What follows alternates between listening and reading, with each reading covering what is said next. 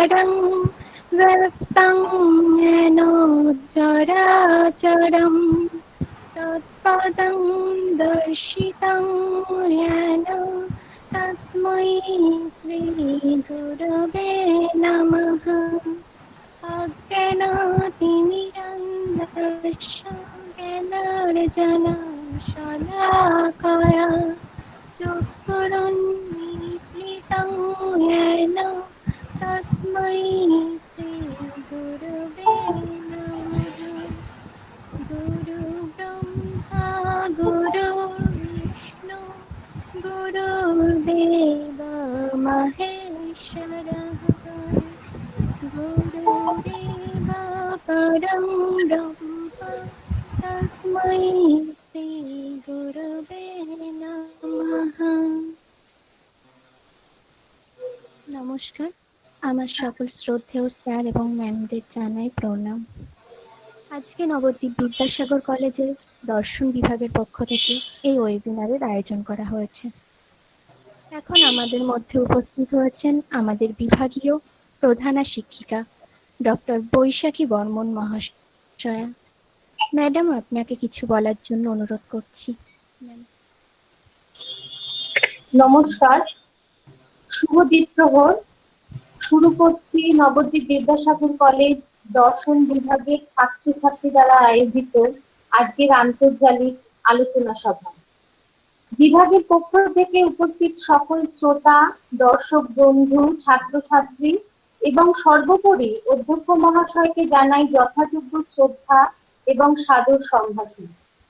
আজকের এই আলোচনা সভা পরিচালনার দায়িত্ব সম্পূর্ণরূপে বিভাগের ছাত্রছাত্রীদের। আলোচনা সভার বক্তাও আমাদের স্নেহের ছাত্রছাত্রীরা। তাদের এই শুভ উদ্যোগকে বিভাগের পক্ষ থেকে যথোপযুক্ত মর্যাদা জানিয়ে শুরু করছি আজকের এই দ্বীপ্রাহরিক আন্তর্জালিক আলোচনা সভা। আমাদের মধ্যে উপস্থিত কলেজের অধ্যক্ষ মহাশয় শ্রী স্বপন কুমার রায় মহাশয়কে যথাযোগ্য সম্মান জানিয়ে আলোচনা সভার শুভ সূচনার জন্য আহ্বান জানাচ্ছি। আমি প্রথমেই জানাই অভিনন্দন, শুভেচ্ছা জানাই দর্শন বিভাগের সমস্ত অধ্যাপক অধ্যাপিকাদের এবং দর্শন বিভাগের সমস্ত ছাত্রছাত্রীদের। কারণ ছাত্রছাত্রীরা যে এই ধরনের একটা ওয়েবিনার করবে, নিজের পরিচালনা করবে, নিজেরা বলবে, নিজেরা এইভাবে নিজেরা তৈরি করবে। ভালো লাগলো শুনে যে ডিপার্টমেন্ট অফ ফিলোজফি যারা অধ্যাপক অধ্যাপিকা আছেন, ডিপার্টমেন্টাল হেড আছেন ডক্টর বৈশাখী বর্মন, অধ্যাপিকা শম্পা দাস, অধ্যাপক শুভম দাস, এরা এদের উৎসাহে অনুপ্রাণিত হয়ে আমাদের এই দর্শন বিভাগের যারা ছাত্রছাত্রী আজকে ওয়েবিনারে আয়োজন করেছেন ওয়েবিনারটা, আমি তাদের সবাইকে অভিনন্দন জানাই এবং আশা করি তোমাদের এটাই প্রথম ওয়েবিনার। ভুল ত্রুটি তো থাকবেই এবং ভুল ত্রুটি থাকলে সংশোধনের জায়গা থাকে এবং তোমাদের ডিপার্টমেন্টাল টিচাররা সেই ভুল ত্রুটি সংশোধন করে দেবে।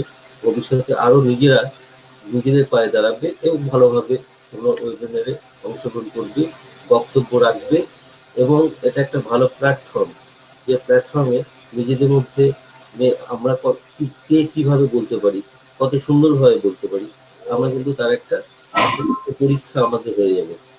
এবং মনে রাখবেন যে এটা তোমাদের প্রথম ওয়েবিনার, নিজেরাই তোমরা পরিচালনা করবে, নিজেরাই বলবে, একদম সাহসের সঙ্গে করবে। আমার মনে হয় না কোনো অসুবিধা হবে এবং যদি কোনো অসুবিধা হয় আমাদের ডিপার্টমেন্টে যারা টিচার আছে তারা তো সংশোধন করে দেবেনই পরে। তোমাদের আমি ওয়েবিনারটা সাকসেসফুল হোক, আমি সেটাই আশা করি। এই কথাগুলি বলে আমি আমার সংক্ষিপ্ত বক্তব্য শেষ করছি। ধন্যবাদ সমস্ত ছাত্রছাত্রী, ডিপার্টমেন্ট অফ ফিলোজফি, ধন্যবাদ ডিপার্টমেন্ট অফ ফিলোজফির সমস্ত অধ্যাপক এবং অধ্যাপিকাকে ধন্যবাদ।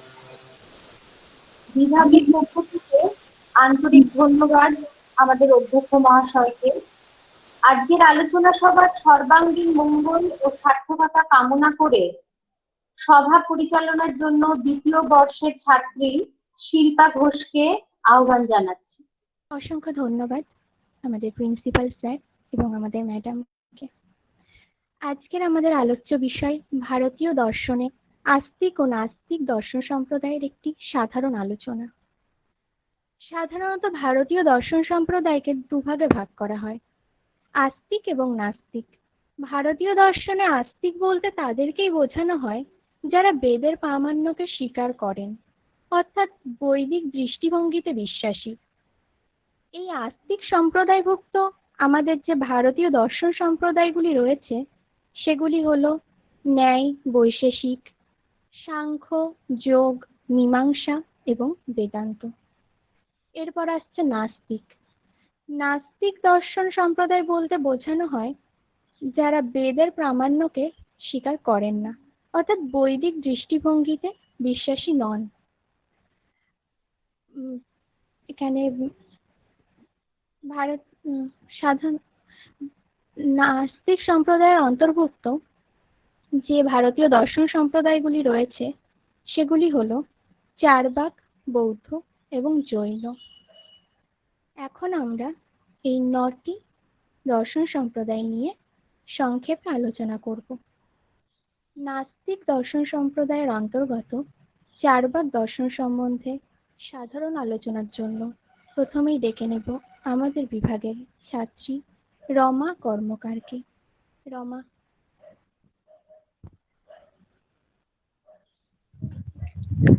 নমস্কার, আমি নবদ্বীপ বিদ্যাসাগর কলেজের দর্শন বিভাগের ছাত্রী রমা কর্মকার। আমাদের আজকের আলোচ্য বিষয় ভারতীয় দর্শনের আস্তিক ও নাস্তিক সম্প্রদায় সাধারণ আলোচনা। এই নাস্তিক সম্প্রদায়ের মধ্যে অন্যতম নাস্তিক শিরোমণি হিসেবে পরিচিত চারবাক দর্শন। চারবাক হলো এই নাস্তিক সম্প্রদায়গুলির শিরোমণি, অর্থাৎ চারবাক না বেদে বিশ্বাসী না ঈশ্বরে বিশ্বাসী। যদিও ভারতীয় দর্শনে আস্তিক সম্প্রদায় বেশি, তবুও ভারতীয় দর্শনে চারবাক দর্শন বা মতবাদ এমন কিছু বিষয়কে সুন্দরভাবে ব্যাখ্যা করেছে যা অন্যান্য সম্প্রদায় হেয় করলেও তাদের নিজ নিজ অভিমত প্রতিষ্ঠা করার জন্য প্রতিপক্ষ হিসেবে চারবাক অভিমতের উল্লেখ করেছেন। তাই চারবাকদের কোনো মূল গ্রন্থ পাওয়া না গেলেও বেদ ও বৌদ্ধ সাহিত্যে যে চারবাকদের মতবাদগুলি আলোচিত হয়েছে তার দ্বারাই চারবাক দর্শন গড়ে উঠেছে। সুতরাং ভারতীয় দর্শনে নাস্তিক দর্শন হিসেবে চারবাকরা যে যথেষ্ট জায়গা করে নিয়েছে তা প্রমাণিত হয়। এবার দেখা যাক চারবাকদের এরূপ নামকরণ কিভাবে হলো। সাধারণভাবে দেখা যায় চারু অর্থাৎ মিষ্টি ও বাক মানে কথা, অর্থাৎ যারা মিষ্টি কথা বলার অধিকারী তাদেরকেই চারবাক বলা হয়। আর হবে নাই বা কেন, তাদের প্রসিদ্ধ বাণী ছিল যতদিন বাঁচবে ঋণ করে ঘি খাও। ফলে সাধারণ মানুষের কাছে এই প্রসিদ্ধ বাণী চিন্তাকর্ষণ হওয়ার ফলে একে লোকায়ত দর্শন বলে অভিহিত করা হয়। এই মতবাদের লোকপ্রিয়তা পাওয়ার একটি বড় কারণ হলো এর জটিল বিষয়, যেমন আত্মা, ঈশ্বর, স্বর্গ, নরক, মুক্তি সম্পর্কে কোনো কিছুই স্বীকার না করা এবং ইহা জন্মকেই স্বর্গ হিসেবে ভোগ করা যেন তেন প্রকারণে, অর্থাৎ পরজন্ম বা মুক্তিকে গ্রহণ না করে সকল প্রকার ইন্দ্রিয় সুখ ভোগের দিকই এই মতবাদ গুরুত্ব আরোপ করে। অর্থাৎ চারবাক হলো জড়বাদী দর্শন, যেখানে জড়কেই একমাত্র তত্ত্ব বলা হয়েছে। জাগতিক বস্তু এমনকি চেতনাও জড় থেকে উদ্ভূত, সনাতন বা চিরন্তন আত্মা বলে কিছু নেই। এই সকল সিদ্ধান্ত চারবাক গ্রহণ করেছে, কারণ এই মতবাদগুলি দাঁড়িয়ে আছে প্রত্যক্ষ একমাত্র প্রমাণ তত্ত্বের দ্বারা। সুতরাং একথা স্পষ্ট যে চারবাকরা তৎকালীন বেদ রীতিনীতির উপর যথেষ্ট আরোপ এনেছিল তাদের জড়বাদী তত্ত্ব দ্বারা। তাহলে চারবাকদের জড়বাদী তত্ত্বটা একটু বোঝার চেষ্টা করা যাক। চারবাক মতে এই জগতের একমাত্র উপাদান হলো জড়। শুধুমাত্র জড় বস্তুর অস্তিত্ব আছে, যাদের প্রত্যক্ষ করা যায় না তাদের কোনো অস্তিত্ব থাকতে পারে না। যেমন অনুমান, উপমান, শব্দ এগুলির দ্বারা যথার্থ জ্ঞান সম্ভব নয়, কেননা কোনো প্রকার ত্রুটি থেকেই যায়।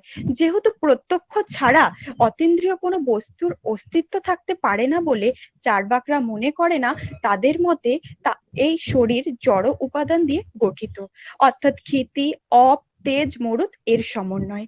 এখানে বোমকে স্বীকার করা হয়নি, তা প্রত্যক্ষযোগ্য নয় বলে। কিন্তু প্রতিপক্ষরা যখন প্রশ্ন তুললেন চতুর্ভুজ দিয়ে কিভাবে শরীর গঠিত হয়, তার আর যদি গঠিতই হয়ে থাকে তবে অপ্রত্যক্ষযোগ্য আত্মা ও তাকে সৃষ্টিকারী ঈশ্বরকে মেনে নিতেই হয়। কিন্তু চার্বাকরা অত্যন্ত বাস্তব দৃষ্টান্ত দিয়ে জড়বাদ, আত্মা, ঈশ্বরের অস্তিত্ব অস্বীকার করেন। চার্বাকদের মতবাদে অবাস্তব মনে করলেও আস্তিক সম্প্রদায় উপেক্ষা করতে পারে না। জড়বাদের ব্যাখ্যায় চার্বাকরা বলেন, যেমন সঠিক পরিমাণে পান, চুন, সুপারি, ক্ষয়ের সঠিক মিশ্রণে সঠিক বর্ণের লাল রং সৃষ্টি হয়, তেমনি চতুর্ভুতের আকস্মিক সংমিশ্রণে দেহের সৃষ্টি হয়েছে, কোনরূপ ঈশ্বরের দ্বারা নয়। আর এই শরীর যে চৈতন্য বিশিষ্ট, তাই আত্মা, অর্থাৎ দেহাতিরিক্ত আত্মা নয়। অর্থাৎ চার্বাক মতে যেহেতু আত্মাকে প্রত্যক্ষ করা যায় না, তাই তা অস্তিত্বহীন। আত্মা শুধুমাত্র চৈতন্য দেহের ধর্ম, যা চারটি মহাভূতের আকস্মিক সংমিশ্রণে গড়ে ওঠা একটি গুণ মাত্র। সুতরাং চার্বাকরা আত্মাকে স্বীকার করে না, আর আত্মাকে অস্বীকার করলে কর্মফল ও জন্মান্তর তত্ত্ব গুরুত্বহীন হয়ে পড়ে। কেননা আমরা জানি আস্তিক মতে আত্মা অবিনশ্বর হয়, সকল প্রকার কৃতকর্মের ফল আমাদের ভোগ করতেই হবে। এই জন্মের কৃতকর্মের ফল এই জন্মে ভোগ না করলে পর জন্মে সেই ফল নাকি ভোগ করতে হয় স্বর্গ বা নরকে গিয়ে। কিন্তু চার্বাকরা এখানে প্রশ্ন তুলে বলেন যে স্বর্গ ও নরক যে সত্যি আছে তার প্রমাণ কি? তাকে কেউ ব্যাখ্যা করতে পারবে প্রত্যক্ষের দ্বারা? ফলত এই জীবনই শেষ কথা, এই দেহের সুখী পরম কাম্য বা মোক্ষ। তাই যতদিন বাঁচবে এই দেহকে যেভাবেই হোক সুখ দেওয়াই হলো আসল কর্ম। যতদিন বাঁচবে সুখে বাঁচবে, ঋণ করে ঘি খাবে। ওসব স্বর্গ, নরক, পরজন্ম ভেবে ইহজন্ম নষ্ট করে লাভ নেই। যত পারো ইন্দ্রিয় সুখ অর্জন করো, তাই শেষ কথা। দেহ শেষ হলে তার ফিরে পাওয়া যায় না, অর্থাৎ কামই পরম পুরুষার্থ। সুতরাং বোঝাই যাচ্ছে চার্বাকদের মূল তত্ত্বগুলি সবই দাঁড়িয়ে আছে প্রত্যক্ষই একমাত্র প্রমাণের উপর। তাই জগৎ সৃষ্টির ব্যাখ্যায় তারা পুনরায় চতুর্ভুত নিয়ে স্বাভাবিক ধর্মানুযায়ী মিলিত হয়েছে, জগৎ গঠন করেছে বলে মনে করা হয়। কারণ ঈশ্বর অপ্রত্যক্ষযোগ্য, তাই তাকে কখনোই স্বীকার করা যায় না। উপরিযুক্ত আলোচনার থেকে স্পষ্ট যে চার্বাক সম্প্রদায় তৎকালীন বিভিন্ন আস্তিক সম্প্রদায়গুলির ভিত নাড়িয়ে দিয়েছিল তাদের প্রশ্ন ও যুক্তির দ্বারা।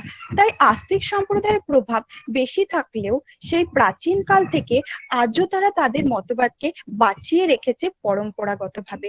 কারণ আস্তিক হলেও চার্বাক যুক্তিকে পুরোপুরি অগ্রাহ্য করা যায় না। সেই বেদকালীন সময় থেকে গুরু শিষ্য পরম্পরায় আস্তিক ও নাস্তিক সম্প্রদায়গুলি বেঁচে থাকছে যুক্তি, আলোচনা, তর্ক, সমালোচনার মাধ্যমে যথার্থ জ্ঞান হিসেবে ভারতীয় সংস্কৃতিতে। তাই পুনরায় গুরুকে সশ্রদ্ধ প্রণাম জানিয়ে আমি তার শিষ্যা রমা কর্মকার আমার বক্তব্য শেষ করছি। চার্বাক দর্শনকে খুব সুন্দরভাবে উপস্থাপন করলো রমা কর্মকার। এরপর নাস্তিক সম্প্রদায়েরই বৌদ্ধ দর্শন সম্বন্ধে শুনে নেব আমাদের বিভাগের ছাত্রী বৃন্দাদের কাছে। বৃন্দা। নমস্কার, আমার নাম বৃন্দা দে। আমি নবদ্বীপ বিদ্যাসাগর কলেজের সেকেন্ড সেমিস্টারের দর্শন বিভাগের ছাত্রী। আজ আমার আলোচ্য বিষয় বৌদ্ধ দর্শন। বৌদ্ধ দর্শন বলতে গেলেই প্রথমে যার কথা বলতে হয় তিনি হলেন গৌতম বুদ্ধ। গৌতম বুদ্ধ আনুমানিক 576 খ্রিস্টপূর্বাব্দে কপিলাবস্তু নামক নগরে জন্মগ্রহণ করেন। পিতা রাজা শুদ্ধোধন, মাতা মহামায়া দেবী। তিনি বাল্যকাল থেকেই সংসারের প্রতি উদাসীন ছিলেন। তিনি 29 বছর বয়সে সংসার ধর্ম ত্যাগ করেন এবং সন্ন্যাস ধর্ম গ্রহণ করেন। সুদীর্ঘ তপস্যার পর 35 বছর বয়সে তিনি বোধিপ্রাপ্ত হন। বোধিজ্ঞান লাভের পর তিনি তার শিষ্যদের উপদেশ ও বাণী দিতেন। সুদীর্ঘ 80 বছর জীবিত থাকার পর তিনি যখন নির্বাণ লাভ করেন, তখন তার শিষ্যরা তার সেই উপদেশ ও বাণীগুলিকে লিপিবদ্ধ করেন ত্রিপিটক নামক গ্রন্থে। এই ত্রিপিটক নামক গ্রন্থটি বৌদ্ধ ধর্মগ্রন্থ। এটি পালি ভাষায় রচিত। এই ত্রিপিটক 3টি পিটকের সমাহার, যথা সুপ্ত পিটক, বিনয় পিটক ও অভিধম্ম পিটক। মানুষের দুঃখ কষ্ট ইত্যাদির নিবারণ যে সম্ভব না, এরকম পরাতাত্ত্বিক আলোচনায় তিনি বিশ্বাসী ছিলেন না। তিনি বোধিজ্ঞান প্রাপ্ত হওয়ার পর 4টি আর্য সত্যের উপলব্ধি করেন। দুঃখ আছে, দুঃখের কারণ আছে, দুঃখ নিরোধ সম্ভব, দুঃখ নিরোধ মার্গ বা উপায় রয়েছে। প্রথমেই তিনি বলেছেন এই জগৎ দুঃখময়। মানুষের জরা মরণ ব্যাধি, প্রিয় বিচ্ছেদ, অপ্রিয় সংযোগ সবকিছুতেই দুঃখ রয়েছে। তিনি এই দুঃখের পরিমাপকে বোঝাতে তার শিষ্যদেরকে বলেছেন, হে শিষ্যগণ, তোমরা আজ পর্যন্ত যে পরিমাণ অশ্রুরাশি নিঃসৃত করেছ তা সমুদ্রের জলরাশি অপেক্ষা অধিকতর। দুঃখ আছে ঠিকই, তবে এই দুঃখের কারণও আছে, কেননা কোনো কিছুই বিনা কারণে ঘটে না, তাই দুঃখ কারণ বিশিষ্ট। এই দুঃখের কারণ অনুসন্ধান করতে গিয়ে তিনি 12টি নিদান পেলেন। অবিদ্যা, সংস্কার, নামরূপ, বিজ্ঞান, সরায়তন, স্পর্শ, তৃষ্ণা, বেদনা, ভব, জাতি ও জড়মরণ। এই 12টি নিদান মানুষের অতীত, বর্তমান ও ভবিষ্যৎ জীবনে চক্রাকারে আবর্তিত হয়ে চলেছে। এটি বৌদ্ধ দর্শনে ভবচক্র নামেও পরিচিত। দুঃখ নিরোধ সম্ভব হলেও বুদ্ধদেব এই অবিদ্যাকেই দুঃখের মূল কারণ হিসেবে গণ্য করেছেন। দুঃখ নিরোধ সম্ভব ঠিকই, তবে একজন ব্যক্তিকে নির্বাণপ্রাপ্ত হওয়ার জন্য কতগুলি পথ অবলম্বন করতে হয়। দুঃখের কারণ হিসাবে অবিদ্যাকেই তিনি মূল ভেবেছেন। নির্বাণ অর্থাৎ জীব মুক্তি। একজনের নির্বাণ প্রাপ্ত হতে গেলে 8টি মার্গ বা উপায় অবলম্বন করতে হবে। সম্যক দৃষ্টি, সম্যক সংকল্প, সম্যক বাক, সম্যক আজীব, সম্যক স্মৃতি, সম্যক কর্মান্ত। এই 8টি পথ অবলম্বন করলে একজন ব্যক্তি নির্বাণকামী ব্যক্তিতে পরিণত হতে পারেন।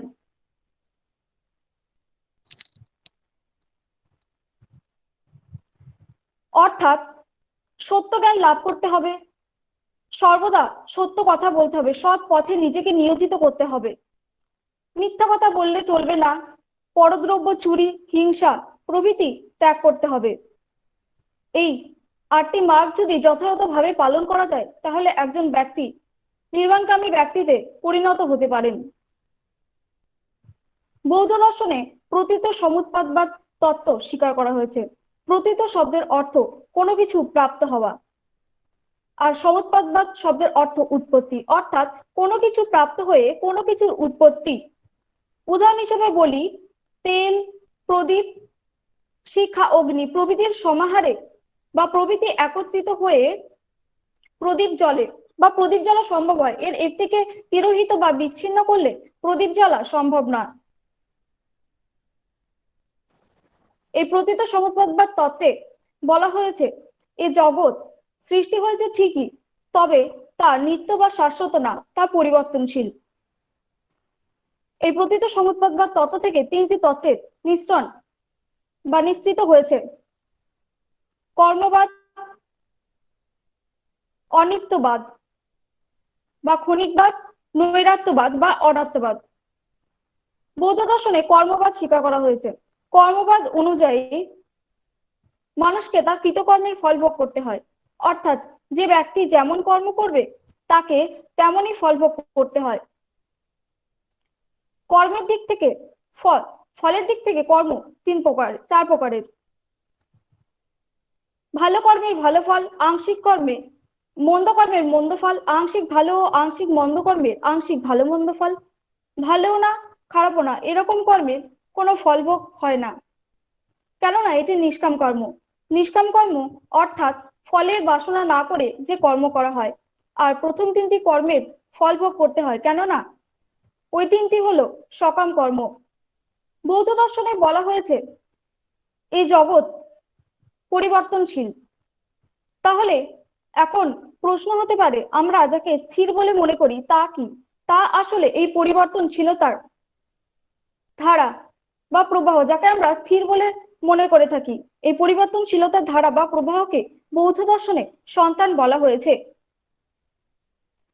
এখান থেকেই অনিত্যবাদ তত্ত্বটির সৃষ্টি। অনিত্যবাদ তত্ত্বটি পরবর্তীকালে ক্ষণিকবাদে রূপান্তরিত হয়েছে। এই ক্ষণিকবাদ অনুযায়ী একটি বস্তু একটি ক্ষণের জন্য স্থায়ী, একটি ক্ষণের বস্তু পরের ক্ষণে বিনষ্ট হয়। এই ক্ষণভঙ্গবাদে সতের লক্ষণ দিতে গিয়ে বলা হয়েছে অর্থ ক্রিয়াকারিত্বম লক্ষণম সৎ, অর্থাৎ সৎ বস্তুর কার্য উৎপাদন ক্ষমতা রয়েছে।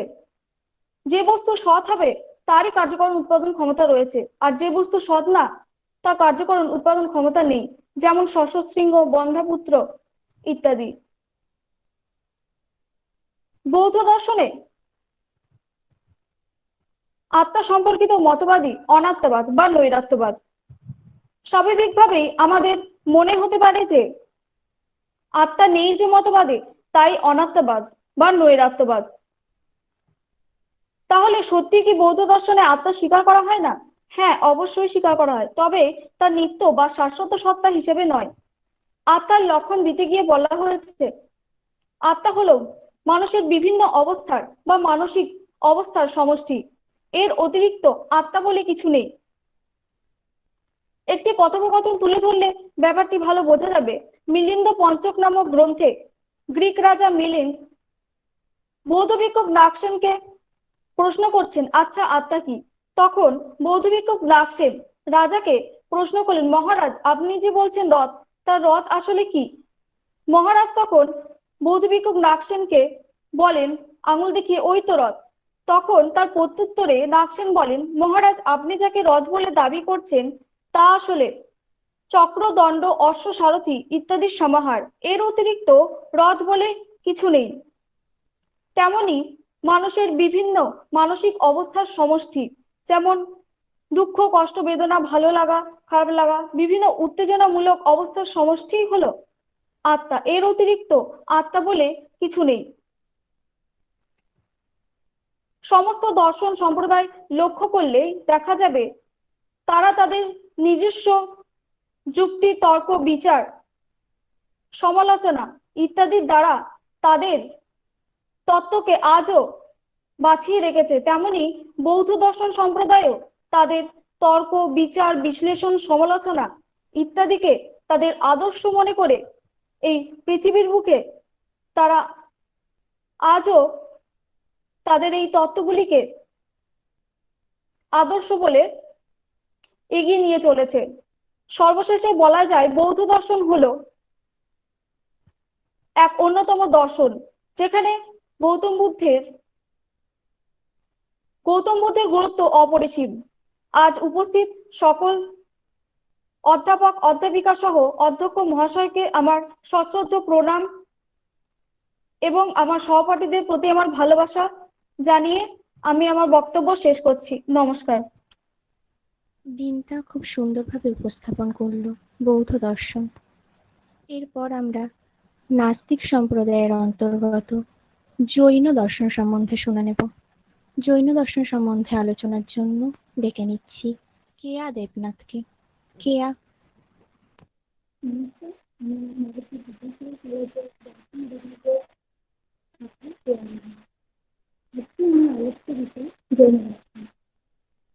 জৈন শব্দটি জিন শব্দ থেকে এসেছে, যা উদ্ভিদ হয়েছে সংস্কৃত দুই ধাতু থেকে, যার অর্থ জল। জৈন দর্শনে 24 জন তীর্থঙ্করকে বিশ্বাস করতেন। তাদের মধ্যে সর্বপ্রথম তীর্থঙ্কর হলেন ঋষভদেব এবং শেষ তীর্থঙ্কর হলেন মহাবীর।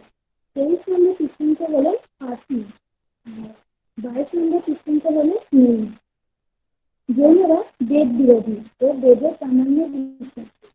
জৈনদের আবার দুটি সম্প্রদায়, শ্বেতাম্বর ও দিগম্বর। শ্বেতাম্বর হলো পরিহিত, দিগম্বর হলো নগ্ন। মহাবীরের অনুগামীরা সবকিছু এমনকি পরিধেয় বস্ত্র ত্যাগ করার পক্ষপাতী ছিল, কিন্তু পাশ্চিমাত্যের অনুগামীরা বস্ত্র প্রয়োজনীয়তা স্বীকার করেছে। এভাবে বস্ত্র কিংবা বস্ত্র না এই নিয়ে প্রশ্ন করে দুই শ্রেণী হয়।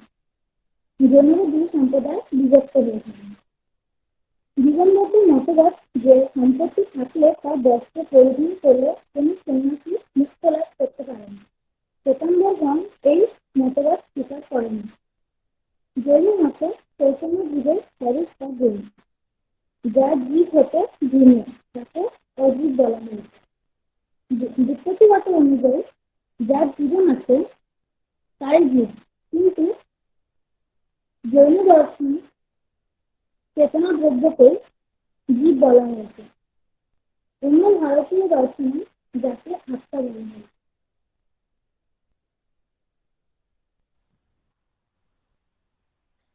কেয়া, কিছু শোনা যাচ্ছে না, তুই কি আছিস? আচ্ছা, কেয়ার মনে হয় কোথাও একটা সাউন্ডের প্রবলেম হচ্ছে, তো ও এখন লেফট হয়ে গেছে। ঠিক আছে, আমরা এগিয়ে যাই প্রোগ্রামটা। পরবর্তীতে ও এলে আবার ওকে আমরা প্রোগ্রামে ঢুকিয়ে নেব। আমরা এখন নাস্তিক দর্শন সম্প্রদায়ের আলোচনা শেষ করে এখন আস্তিক দর্শন সম্প্রদায় সম্বন্ধে একটা আলোচনায় চলে যাব।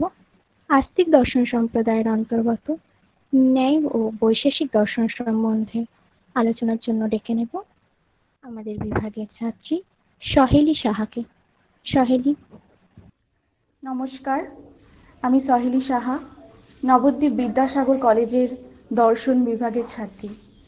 আজ আমার আলোচ্য বিষয় ন্যায় ও বৈশেষিক দর্শন সম্পর্কে একটি সাধারণ আলোচনা। ন্যায় ও বৈশেষিক দর্শন সম্প্রদায় হল সমানতন্ত্র সম্প্রদায়, অর্থাৎ ন্যায় দর্শনে যেসব তত্ত্ব স্বীকার করা হয়েছে, বৈশেষিকগণও সেসব তত্ত্ব স্বীকার করেছেন বা বৈশেষিক সম্প্রদায়ের সেসব তত্ত্বের স্বীকৃতি দেওয়া হয়েছে। তাই ন্যায় ও বৈশেষিক দর্শনের কোথাও না কোথাও মিল আছে বা কোথাও না কোথাও তারা সমানভাবে চলে। তাই ন্যায় ও বৈশেষিক দর্শন সম্প্রদায়কে সমানতন্ত্র দর্শন সম্প্রদায় বলা হয়। ন্যায় দর্শনকে ন্যায় ও বৈশেষিক দর্শন হলো আস্তিক দর্শন, অর্থাৎ যারা বেদের অস্তিত্বে বিশ্বাস করেন। ন্যায় বৈশেষিক দর্শন সম্প্রদায় হলো ভারতীয় দর্শন সম্প্রদায়ের অন্যতম আস্তিক দর্শন। ন্যায় দর্শনকে আবার দুভাগে ভাগ করা যায়, প্রাচীন ন্যায় ও নব্য ন্যায়। প্রাচীন ন্যায়ের প্রতিষ্ঠাতা হলেন মহর্ষি গৌতম এবং তার রচিত গ্রন্থটি হল ন্যায়সূত্র। আর নব্য ন্যায়ের প্রতিষ্ঠাতা হলেন গঙ্গেশ উপাধ্যায়। ন্যায় দর্শনে যে চারটি প্রধান তত্ত্ব নিয়ে আলোচনা করা হয়েছে সেগুলি হলো জ্ঞানতত্ত্ব, জগৎতত্ত্ব, আত্মতত্ত্ব ও ঈশ্বর তত্ত্ব। ন্যায়গণ বলেছেন জ্ঞান হলো আত্মার গুণ, যাকে আমরা বুদ্ধির দ্বারা লাভ করে থাকি, অর্থাৎ বুদ্ধির অপর নাম হলো জ্ঞান। এই জ্ঞানকে আমরা আবার দুভাগে ভাগ করতে পারি, স্মৃতি ও অনুভব। এই অনুভবকে আমরা আবার দুভাগে ভাগ করতে পারি, এক যথার্থ অনুভব এবং দুই অযথার্থ অনুভব। এই যথার্থ অনুভব আবার চার প্রকার: প্রত্যক্ষ, অনুমিতি, উপমিতি ও শব্দবোধ।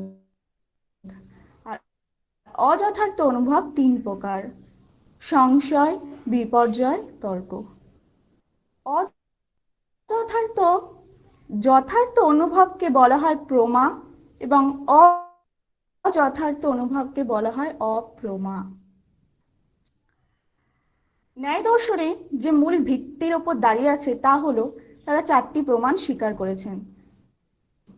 প্রত্যক্ষের লক্ষণে তারা বলেছেন ইন্দ্রিয়ার্থ সন্নিকর্ষ জন্যং জ্ঞানম প্রত্যক্ষম, অর্থাৎ আমাদের যে ছয়টি ইন্দ্রিয় চক্ষু, কর্ণ, নাসিকা, জিহ্বা, ত্বক ও মন, এই ছয়টি ইন্দ্রিয়ের মাধ্যমে আমরা যে জ্ঞান লাভ করি তাই হলো প্রত্যক্ষ জ্ঞান। যেমন চক্ষুর দ্বারা আমরা ঘটকে প্রত্যক্ষ করছি, ঘটের সাথে চক্ষুর যে সন্নিকর্ষ হচ্ছে, এই সন্নিকর্ষ শব্দের অর্থ হলো সম্বন্ধ। ঘটের সাথে চক্ষুর যে সম্বন্ধ হচ্ছে, যার ফলে আমরা ঘটটিকে দেখতে পাচ্ছি, তাই হলো প্রত্যক্ষ। অর্থাৎ দূরে কোথাও ধূম দেখে যখন সেখানে বহ্নির কল্পনা করা হয়, তখন যে জ্ঞানটি আমাদের হচ্ছে তা হচ্ছে আমাদের অনুমিতি জ্ঞান। অনু শব্দের অর্থ পশ্চাৎ এবং মান শব্দের অর্থ হলো জ্ঞান, অর্থাৎ পশ্চাৎ জ্ঞান। আমরা পূর্বেই জানি যে যেখানে ধূম থাকে সেখানে বহ্নি থাকে, তাই ধূম দেখে যে আমাদের বহ্নির জ্ঞানটি হলো, এটি হলো আমাদের অনুমান। উপমিতি লক্ষণে বলা হয়েছে সংজ্ঞা সঙ্গী সম্বন্ধ জ্ঞানম উপমিতি। উদাহরণ দিয়ে বলি, দেখতে এবং সেই পশুটিকে দেখে তার এই জ্ঞান হলো যে পশুটি নিশ্চয়ই গবয়, কারণ তিনি জানতেন যে গো সাদৃশ্য গবয়। নয়িকরা এইভাবেই উপমান প্রমাণ ব্যাখ্যা করেছেন। শব্দ প্রমাণের লক্ষণে বলেছেন আপ্ত উপদেশ শব্দ, অর্থাৎ আপ্ত ব্যক্তির যে উপদেশ তাই শব্দ প্রমাণ। বিশ্বাসযোগ্য ব্যক্তির বচন যখন আমরা শুনি, তখন আমরা সেটিকে বিশ্বাস করে নিই এবং তার ফলে আমাদের যে জ্ঞানটি জন্মায়, সেটি যে লক্ষণে তারা বলেছেন কার্য নিয়ত পূর্ব বৃত্তিত্বম কারণম, অর্থাৎ কার্য উৎপত্তির ঠিক আগে যা থাকে তাই হলো কার্য। কার্যকে তারা 3 ভাগে ভাগ করেছেন: সমবায়ী কারণ, অসমবায়ী কারণ ও নিমিত্ত কারণ। সমবায়ী কারণ, যে কারণটি দ্রব্যে সমবায় সম্বন্ধে থেকে কার্য উৎপন্ন করে, তাই হলো সমবায়ী কারণ। যেমন তন্তু পটের সমবায়ী কারণ। ন্যায়বৈশেষিকগণ বলছেন তন্তু একমাত্র পটেই থাকে, অন্যত্র কোথাও থাকে না, তাই তন্তু হলো পটের সমবায়ী কারণ। অপরদিকে যে কারণটি কার্যের সঙ্গে অথবা কারণের সঙ্গে একই অধিকরণে সমবায় সম্বন্ধে থেকে কার্য উৎপন্ন করে, তাই হলো অসমবায়ী কারণ।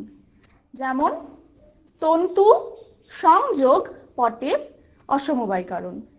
তন্তু আছে, পটও আছে, কিন্তু তার সাথে যদি সংযোগ স্থাপন না হয়, তাহলে পটের থেকে কোনো বস্ত্র বা কোনো জিনিস উৎপন্ন হতে পারে না, তাই তন্তু সংযোগ হলো পটের অসমবায়ী কারণ।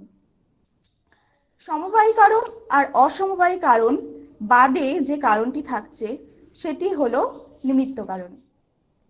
নয়িকগণ বলেছেন জগৎ উৎপত্তির ক্ষেত্রে ঈশ্বর হলো নিমিত্ত কারণ। নয়িকগণ ঈশ্বরের অস্তিত্ব স্বীকারে যেসব যুক্তি দিয়েছেন, সেই যুক্তিগুলি পর্যাপ্ত। পর্যাপ্ত কেন? কারণ বিশ্বের যে অন্যান্য দার্শনিকগণ রয়েছে, তারা ঈশ্বরের অস্তিত্ব সম্পর্কে যেসব মতবাদ বা যুক্তি দিয়েছেন, সেগুলিকে নয়িকদের যুক্তির অন্তর্ভুক্ত করা যায়। অর্থাৎ তাদের সাথে নয়িকদের ঈশ্বর ভিত্তিক যুক্তির কোথাও মিল আছে, তাই নয়িকদের ঈশ্বর ভিত্তিক যুক্তি পর্যাপ্ত। নয়িকগণ বলছেন জগতের সৃষ্টি ও লয় ঈশ্বরের দ্বারাই সম্ভব। জগতের সৃষ্টিও ঈশ্বর করেছেন এবং জগতের যদি কখনো লয় হয়, তাও ঈশ্বরের ইচ্ছাতেই হবে। নয়িকগণ কার্যকরণ নিয়ম স্বীকার করেছেন এবং বলেছেন যদি কার্য থাকে তাহলে কারণ অবশ্যই থাকবে, এবং তারা বলেছেন এই যে বিচিত্রময় জগৎ, এই জগৎ হলো একটি কার্য। যদি জগৎ কার্য হয়, তাহলে তার কারণ অবশ্যই আছে, এবং ন্যায়বৈশেষিকগণ এই জগতের কারণ রূপে ঈশ্বরের অস্তিত্বের স্বীকার করেছেন। কারণ এই যে বৈচিত্র্যময় জগৎ, এই বিরাট জগৎ সৃষ্টি করার যে ইচ্ছা বা ক্ষমতা, তা একজন সর্বশক্তিমান ঈশ্বরের পক্ষেই থাকা সম্ভব। তাই যদি জগতের ব্যাখ্যায় ঈশ্বরকে স্বীকার করা না হয়, তাহলে নিছক উপাদানের সাহায্যে জগতের ব্যাখ্যা করা সম্ভব নয়। মহর্ষি গৌতম, যিনি ন্যায় দর্শনের প্রবক্তা, তিনি জীবের কর্মফল স্বীকারের জন্য ঈশ্বরের অস্তিত্ব স্বীকার করেছেন।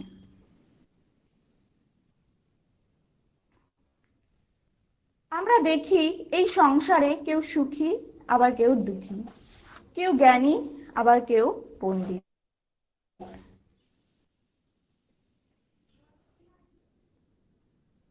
ন্যায় দর্শনে বলা হয়েছে এই বৈষম্যের অবশ্যই কোনো কারণ আছে এবং এই বৈষম্যের কারণ হিসেবে মহর্ষি গৌতম ঈশ্বরের অস্তিত্ব স্বীকার করেছেন।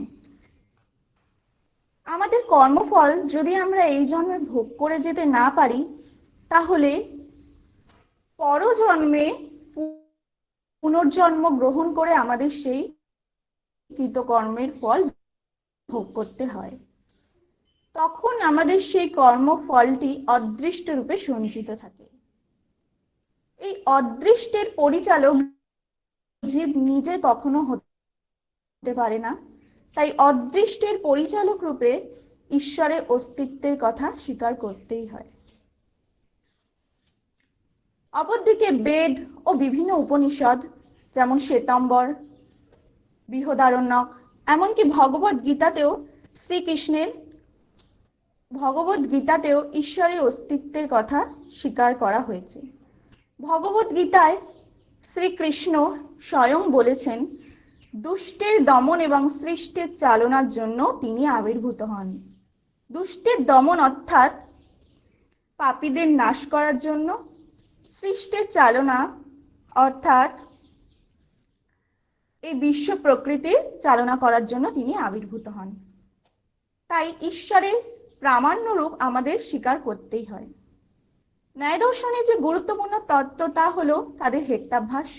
হেত্যাভ্যাস হলো হেতুর আভাস। নয়গণ বলছেন যে প্রকৃত হেতু নয়, কিন্তু তাকে দেখে আমরা হেতু মনে করি, সেই যে অসৎ হেতুটি সেটি হলো হেত্যাভ্যাস। ন্যায়বৈশেষিকগণ অসৎ কার্যবাজ স্বীকার করেছেন, অর্থাৎ তারা বলেছেন কার্য উৎপত্তির পূর্বে কার্য কারণে নিহিত থাকে না।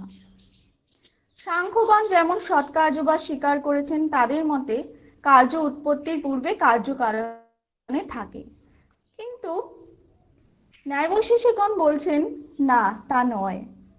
কার্য উৎপত্তির পূর্বে তার শুধু অভাব বা প্রাগভাব থাকে, কার্য থাকে না। যেমন ঘট উৎপত্তির পূর্বে ঘটে শুধু অভাব থাকে বা প্রাগভাব থাকে, যখন ঘটটি উৎপত্তি হয়ে যায় তখন সেই অভাবটি আর থাকে না। তাই কার্য উৎপত্তির অর্থ হলো নতুনের সৃষ্টি বা নতুনের আরম্ভ। বৈশেষিক দর্শনের প্রতিষ্ঠাতা হলেন মহর্ষি কণাদ। বুদ্ধদেবের জন্মের 400 বছর আগে তার আবির্ভাব হয়েছিল বলে অনুমান করা হয়। তার রচিত গ্রন্থটি হলো বৈশেষিক সূত্র। এই বৈশেষিক সূত্রের সময়কাল খ্রিস্টপূর্ব 6ষ্ঠ থেকে 2য় শতাব্দী এবং এর লেখনী সম্পূর্ণ হয়েছিল বলি শ্রীধরের ন্যায়কন্দলী ও বিশ্বনাথের ভাষা পরিচ্ছেদ। ন্যায় সূত্রে মহর্ষি কণাদ রচিত বৈশেষিক সূত্রে প্রবাদ ধর্মীয় এবং প্রাকৃতিক পরমাণুবাদ, যুক্তি ও বাস্তববাদের উপর ভিত্তি করে সৃষ্টি ও স্থিতির আলোচনা করা হয়েছে। বৈশেষিক দর্শনে দুটি প্রমাণ স্বীকার করা হয়েছে, প্রত্যক্ষ ও অনুমান। তারা ন্যায় দর্শনের মতো উপমান ও শব্দকে প্রমাণ হিসেবে স্বীকার করেননি,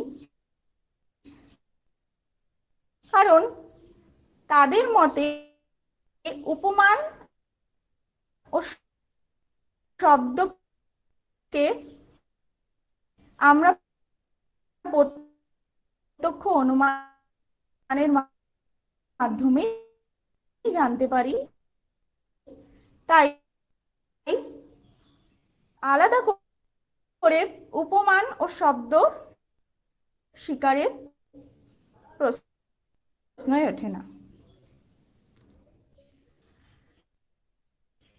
বৈশেষিক দর্শনে যে প্রধান আলোচনা, প্রধান তত্ত্ব তা হলো বিশ্ব প্রকৃতি নিয়ে আলোচনা। এই বিশ্ব প্রকৃতি বা পার্থিব জগৎকে ব্যাখ্যা করতে গিয়ে বৈশেষিকগণ 7টি পদার্থের স্বীকার করেছেন। এই 7টি পদার্থ হলো দ্রব্য, গুণ, কর্ম ও অভাব। এই যে পঞ্চম পদার্থ বিশেষ,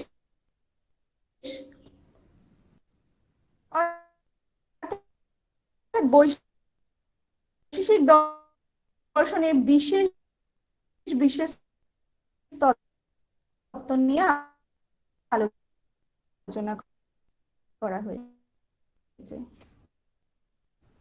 এই কারণেই এই দর্শন সম্প্রদায় বৈশেষিক নামে পরিচিত। বৈশেষিক দর্শনে যে বৈশেষিক পরমাণুবাদ হলো প্রাচীনতম পরমাণুবাদ, এবং বৈশেষিকগণ বলছেন ক্ষিতি, অপ, তেজ, মরুত এই 4টি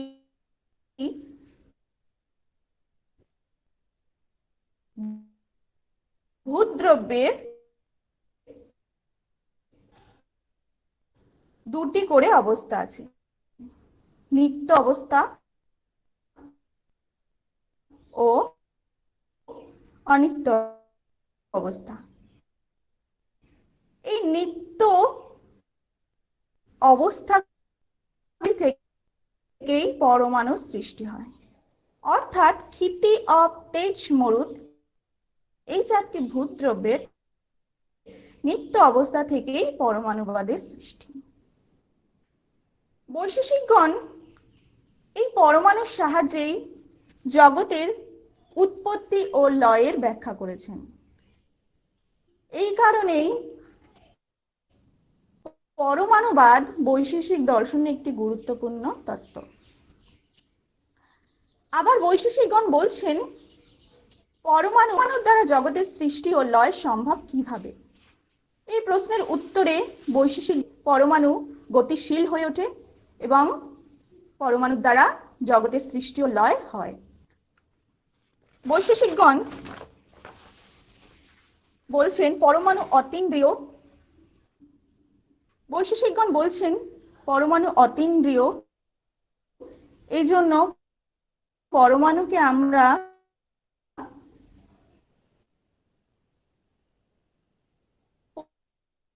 প্রত্যক্ষ করতে পারি না। পরমাণুকে আমরা কেবল অনুমানের সাহায্যে জানতে পারি।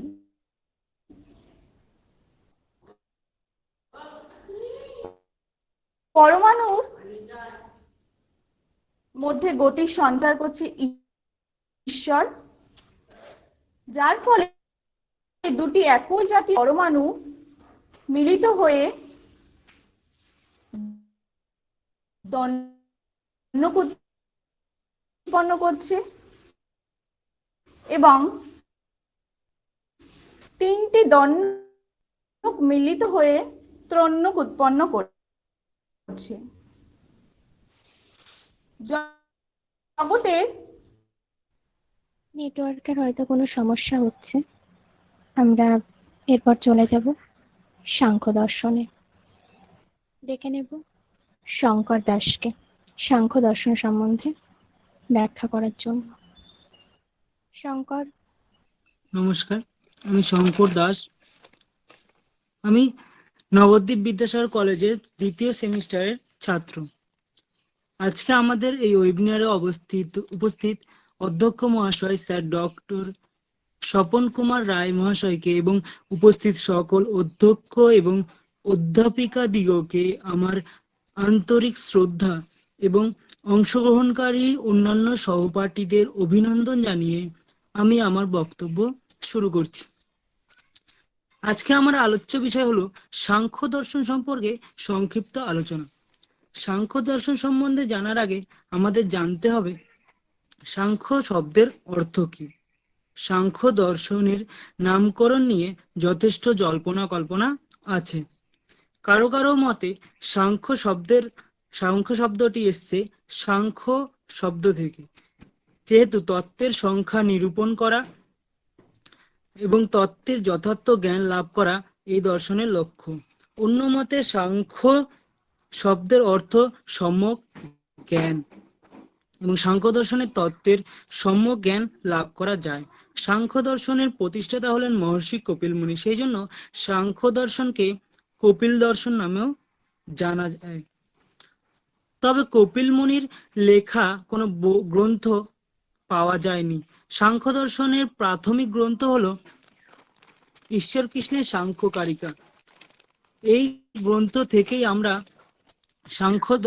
সাংখ্য দর্শনের প্রতিষ্ঠাতা কপিল মুনির গ্রন্থ সাংখ্য সূত্রের কথা জানতে পারি। এছাড়া সাংখ্য দর্শনের কয়েকটি উল্লেখযোগ্য গ্রন্থ হলো গৌড়পাদের সাংখ্য কারিকা ভাষ্য, বাচস্পতির সাংখ্য তত্ত্ব কৌমুদী ইত্যাদি। প্রকৃতি হলো জড়জগতের মূল উপাদান, কারণ প্রকৃতি চেতন নয়, জড়। প্রকৃতি অব্যক্ত নামেও পরিচিত। প্রকৃতি নিত্য ও অবিনাশী। সত্য, রজ ও তম এই তিন গুণের সমাবস্থায় হলো প্রকৃতি। সত্য, রজ ও তম এই তিনটি গুণ প্রকৃতির ধর্ম নয়, এগুলি প্রকৃতির উপাদান। এই গুণগুলি সূক্ষ্ম হওয়ার ফলে এগুলিকে প্রত্যক্ষ করা যায় না। জগতের বিভিন্ন বস্তু এই গুণগুলির কার্য ও এই কার্য থেকেই এদের অস্তিত্ব অনুমান করা হয়। সাংখ্য দর্শনে আত্মাকেই পুরুষ নামে অভিহিত করা হয়। পুরুষ বা আত্মা দেহ, মন, ইন্দ্রিয়, বুদ্ধি বা জড়জগতের কোনো বস্তু নয়। পুরুষ স্বপ্রকাশক, চৈতন্য স্বরূপ বা জ্ঞান স্বরূপ। পুরুষ এর মাধ্যমে জড় প্রকাশিত হয়। পুরুষ নিত্য, শুদ্ধ, বুদ্ধ ও মুক্ত স্বভাবের হয়। পুরুষ নির্গুণ হয়। পুরুষ প্রাকৃতিক বিকারের অতীত। পুরুষ এক নয়, বহু। এ বিশ্বকে পুরুষ বা আত্মা ব্যতীত ব্যাখ্যা করা যায় না। পুরুষকে অস্বীকার করা মানে নিজের অস্তিত্বকে অস্বীকার করা। সাংখ্য দার্শনিকরা প্রমাণ স্বরূপ তিন প্রকার প্রমাণ স্বীকার করেছেন, যথা প্রত্যক্ষ, অনুমান ও শব্দ। সাংখ্য দার্শনিকরা উপমান, অর্থাপত্তি এবং অনুপলব্ধিকে প্রমাণ হিসেবে গ্রহণ করেননি, কারণ এগুলি হয় প্রত্যক্ষ কিংবা আপ্তবাক্য বা অনুমানের অন্তর্গত। সাংখ্য দার্শনিকরা কেন প্রত্যক্ষকে প্রমাণ বলেছেন, তার কারণ হলো আমরা আমাদের চক্ষু দ্বারা আমাদের দৃষ্টিগোচর যেসব বস্তুকেই প্রত্যক্ষ করছি, শুধুমাত্র সেই বস্তুই অস্তিত্বশীল। তাই সাংখ্য দার্শনিকদের মতে প্রত্যক্ষ এক প্রকার প্রমাণ। সাংখ্য দার্শনিকরা এরপরে অনুমানকে প্রমাণ বলে স্বীকার করেন, কারণ অনুমান হলো এমন একটি পদ সম্পর্কে জ্ঞান যা আমাদের সামনে অনুপস্থিত থাকে, কিন্তু সেই অনুপস্থিত পদ আমাদের প্রত্যক্ষের গোচরীভূত একটি পদের সঙ্গে সম্পর্কযুক্ত হয়। ধোঁয়ার প্রত্যক্ষণের মাধ্যমে আগুনের সম্পর্কে জ্ঞান অর্জন করা যায়, তাই অনুমান হলো এক প্রকার প্রমাণ। সাংখ্যবাদীদের মতে তৃতীয় প্রমাণ হলো শব্দ। তার কারণ তাদের মতে শব্দ হলো কোনো আপ্ত ব্যক্তির লব্ধ জ্ঞান, এবং আপ্ত ব্যক্তির এই যে জ্ঞান তা নিশ্চয়ই সেই আপ্ত ব্যক্তি কোনো না কোনো এক সময় প্রত্যক্ষের দ্বারাই গ্রহণ করেছিলেন। তাই সাংখ্যবাদীদের মতে শব্দ এক প্রকার প্রমাণ। সাংখ্য দর্শনে সৃষ্টির মূল স্বরূপ মাত্র দুটি তত্ত্বকে স্বীকার করা হয়, পুরুষ এবং প্রকৃতি। সাংখ্য দর্শনের প্রকৃতি তত্ত্ব সৎকার্যবাদের উপর নির্ভরশীল। সাংখ্য দর্শনে কার্যকারণবাদকেই সৎকার্যবাদ বলে। ন্যায় বৈশেষিক মতে কার্য উৎপন্ন হওয়ার পূর্বে তার উপাদান কারণে কোনো রূপেই সৎ নয়, কিন্তু অসৎ। মৃত্তিকাতে কোনো রূপেই ঘট থাকে না, কারণ ও কার্য দুটি ভিন্ন বস্তু। সুতরাং কার্যদ্রব্য নতুন সৃষ্টি, অর্থাৎ সৎ হতে সতের অসৎ উৎপন্ন হয়, সৎ অসৎ জায়তে। এই মতবাদ অসৎ কার্যবাদ নামে পরিচিত। বৌদ্ধগণ বলেন অসৎ হতে সতের উৎপত্তি হয়, অসৎ সৎ জায়তে। বীজের বিনাশ বা অভাব থেকেই অঙ্কুরের উৎপত্তি হয়। অসৎ কারণ হতে সৎকার্য উৎপন্ন হয়। এই মতবাদ অসৎ কারণবাদ নামে পরিচিত। সাংখ্য দার্শনিকেরা নৈয়ায়িকদের ন্যায়বৈশেষিক সম্মত অসৎ কার্যবাদ এবং বৌদ্ধ অসৎ কারণবাদ খণ্ডন করে সৎ কার্যবাদের প্রতিষ্ঠিত করেছেন। সৎকার্যবাদ অনুসারে কার্য উৎপত্তির পূর্বে কারণের মধ্যে সৎ বা বর্তমান থাকে। উৎপত্তির পূর্বে তেল রূপ কার্য তার উপাদান কারণ সর্ষেতে সৎ বা বর্তমান থাকে। সাংখ্যমতে সৎ থেকে সতের উৎপত্তি হয়, অসতের উৎপত্তি কখনো সম্ভব নয়। সৎ জায়তে, কারণ সৎ কার্য সৎ। উৎপত্তির পূর্বেও কার্য সৎ, বিনাশের পরেও সৎ। তাদের মতে অসৎ এর উৎপত্তি হয় না এবং সতের বিনাশ হয় না। সৎকার্যবাদের দুটি রূপ আছে, পরিণামবাদ ও বিবর্তনবাদ। পরিণামবাদ অনুসারে কার্যের উৎপত্তি হয় কারণ থেকে, অর্থাৎ উৎপত্তির সময় মৃত্তিকা প্রকৃতই ঘটে রূপান্তরিত হয়। ঘট হলো মৃত্তিকার পরিণাম। সাংখ্য দার্শনিকরা পরিণামবাদের সমর্থক। আবার বিবর্তবাদ অনুসারে কারণ প্রকৃত পক্ষে কার্যে রূপান্তরিত হয় না, শুধুমাত্র কার্যরূপে প্রতিভাত হয় মাত্র, যেমন রজ্জুতে সর্পভ্রম। অদ্বৈত বেদান্ত বিবর্তনবাদের সমর্থক। সাংখ্য দার্শনিকদের মতে জীবন ও জগৎ দুঃখময়। দুঃখ তিন প্রকারের হয়, আধ্যাত্মিক, আধিভৌতিক ও আধিদৈবিক। ব্যাধি, আঘাত প্রভৃতি শারীরিক দুঃখ এবং কাম, ক্রোধ, লোভ, মোহ, মৎসর্য প্রভৃতি জনিত মানসিক দুঃখ আধ্যাত্মিক দুঃখের অন্তর্ভুক্ত। মানুষ পশু থেকে জনিত দুঃখ হলো আধিভৌতিক দুঃখ। ভূত, প্রেত, প্রভৃতি অপ্রাকৃতিক কারণ থেকে সৃষ্ট দুঃখ হলো আদি দৈবিক দুঃখ। সাংখ্য দর্শন সম্পর্কে আজকে আমার এই সাধারণ আলোচনা এখানে উপস্থিত সকল অধ্যাপক এবং অধ্যাপিকা দিগকে এবং অংশগ্রহণকারী সকল অন্যান্য সহপাঠীদের ধন্যবাদ জানিয়ে এখানেই শেষ করছি। খুব সুন্দরভাবে ব্যাখ্যা করল শঙ্কর। এরপর আমরা যোগ দর্শন সম্বন্ধে শুনে নেব। ডেকে নেব প্রিয়া দাসকে। প্রিয়া। নমস্কার, আমার নাম প্রিয়া দাস। আমি নবদ্বীপ বিদ্যাসাগর কলেজের দর্শন বিভাগের ছাত্রী। আজ আমার আলোচ্য বিষয় হলো আস্তিক সম্প্রদায়ের যোগ দর্শন নিয়ে। যোগ দর্শন হলো ভারতীয় আস্তিক দর্শন সমূহের অন্যতম। যোগ দর্শনের প্রতিষ্ঠাতা হলেন মহর্ষি পতঞ্জলি।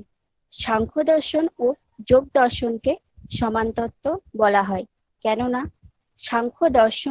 সাংখ্য দর্শনের মতো যোগ দর্শনেও 3টি প্রমাণ স্বীকার করা হয়েছে।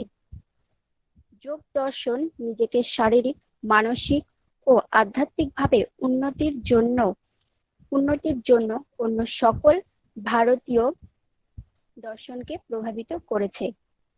যোগ দর্শনের আদি গ্রন্থ হলো মহর্ষি পতঞ্জলির যোগসূত্র। আর মহর্ষি পতঞ্জলি তার যোগসূত্রের সংজ্ঞা দিতে গিয়ে বলেছেন, যোগশ্চিত্তবৃত্তি নিরোধ, অর্থাৎ চিত্তবৃত্তির নিরোধী হলো যোগ। যোগ শব্দের অর্থ বুঝতে হলে আমাদের প্রথমেই চিত্ত ও তার বৃত্তি সম্বন্ধে জানতে হবে। চিত্ত হলো সত, রজ ও তম, এই ত্রিগুণাত্মক। সাংখ্যের বুদ্ধি, অহংকার ও মন, এই 3টি তত্ত্বকে একত্রে বলা হয়েছে চিত্ত।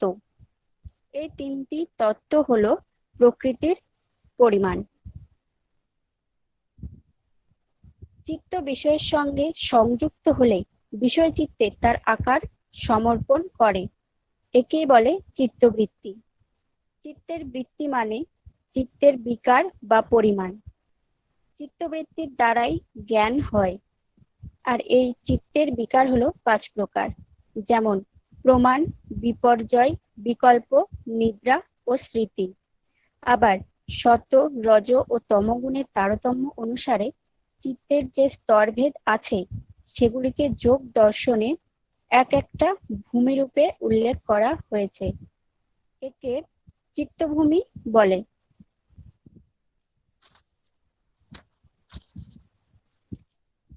আর চিত্তভূমি 5 প্রকার, যেমন ক্ষিপ্ত, মূঢ়, বিক্ষিপ্ত, একাগ্র ও নিরুদ্ধ। ক্ষিপ্ত চিত্তভূমি কোনটা না, যেখানে সত্ত্বগুণের প্রাধান্য থাকে না, রজ এবং তমগুণের প্রাধান্য আমরা দেখতে পাই। যেখানে একটা মানুষের ঈশ্বর চিন্তার জন্য ধৈর্য ও স্থৈর্য এই দুটোই থাকে না। এই সময় চিত্ত কি হয়, সর্বদা চঞ্চল এবং এক বিষয় থেকে অন্য বিষয়ে চলে যায়। এই অবস্থায় ঈশ্বর চিন্তা বা তত্ত্বচিন্তা কোনোভাবেই সম্ভব নয়। এরপর মূঢ় চিত্তভূমি কি না, এখানে তমগুণের প্রাধান্য থাকে।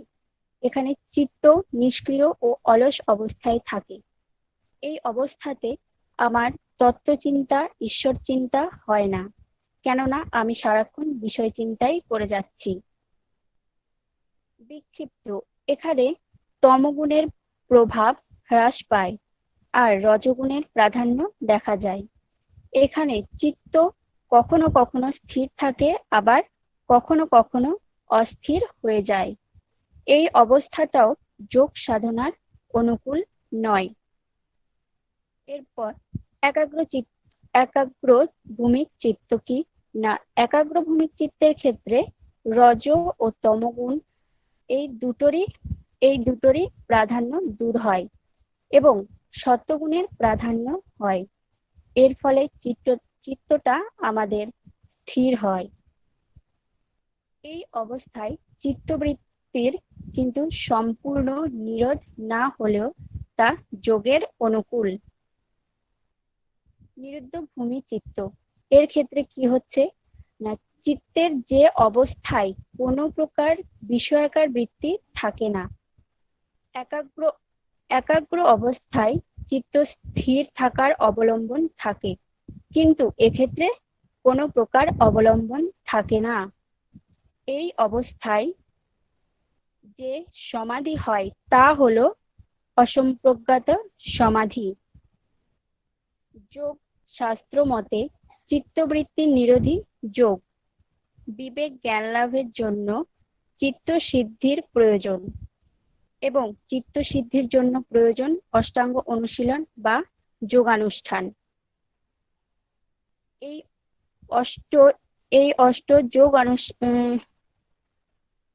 অষ্ট যোগানুষ্ঠানকে যোগ দর্শনে অষ্টাঙ্গ যোগ বলে। আর এই 8টি অঙ্গের নাম হলো যম, নিয়ম, আসন, প্রাণায়াম, প্রত্যাহার, ধারণা, ধ্যান, সমাধি। প্রথমে যমকে নিয়ে একটু বলি। যম হলো এক প্রকার সাধন, যেমন অহিংসা, সত্য, অস্তেয়, ব্রহ্মচর্য ও অপরিগ্রহ। এই 5টি সাধনকে বলা হয় যম। দ্বিতীয় অঙ্গ হলো নিয়ম। নিয়ম হলো সদাচার অনুশীলন। এইগুলি হলো শৌচ, সন্তোষ, তপ, স্বাধ্যায়, ঈশ্বর প্রণিধান।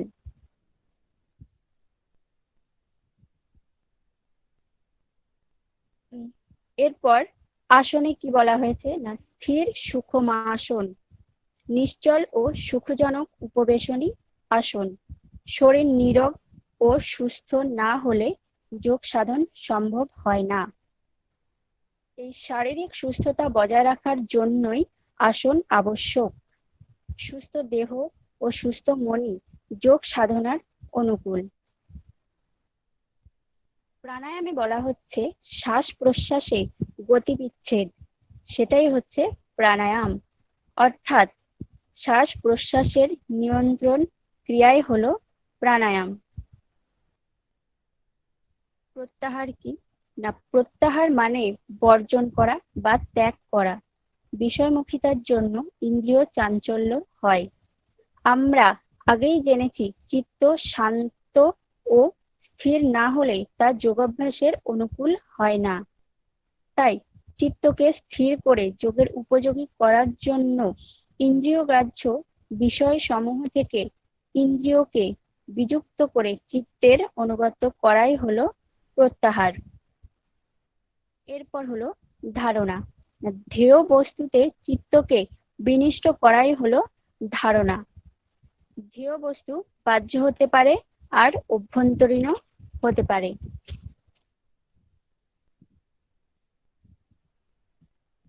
ধ্যান কি না, ধারণা গভীরত ও দীর্ঘকালীন হলে তা ধ্যানে পরিণত হয়। ধারণার ক্ষেত্রে সাধকের চিন্তা প্রবাহের মধ্যে কোনো ছেদ বা বিরোধী থাকে না, কিন্তু ধ্যান এক অবিচ্ছেদ্য চিন্তা প্রবাহ। অষ্টাঙ্গ যোগের শেষ অঙ্গ হলো সমাধি। ধ্যানের চরম উৎকর্ষই হলো সমাধি। সমাধিতে চিত্ত ধ্যেয় বস্তুতে বিলীন হয়। ধ্যান ক্রিয়া, ধ্যেয় বস্তু ও ধ্যান কর্তার মধ্যে কোনো ভেদ থাকে না। আমি ধ্যান করছি, এই রকম ভেদ জ্ঞানলুপ্ত করে দেবে তখনই যখন সমাধি প্রাপ্ত হবে।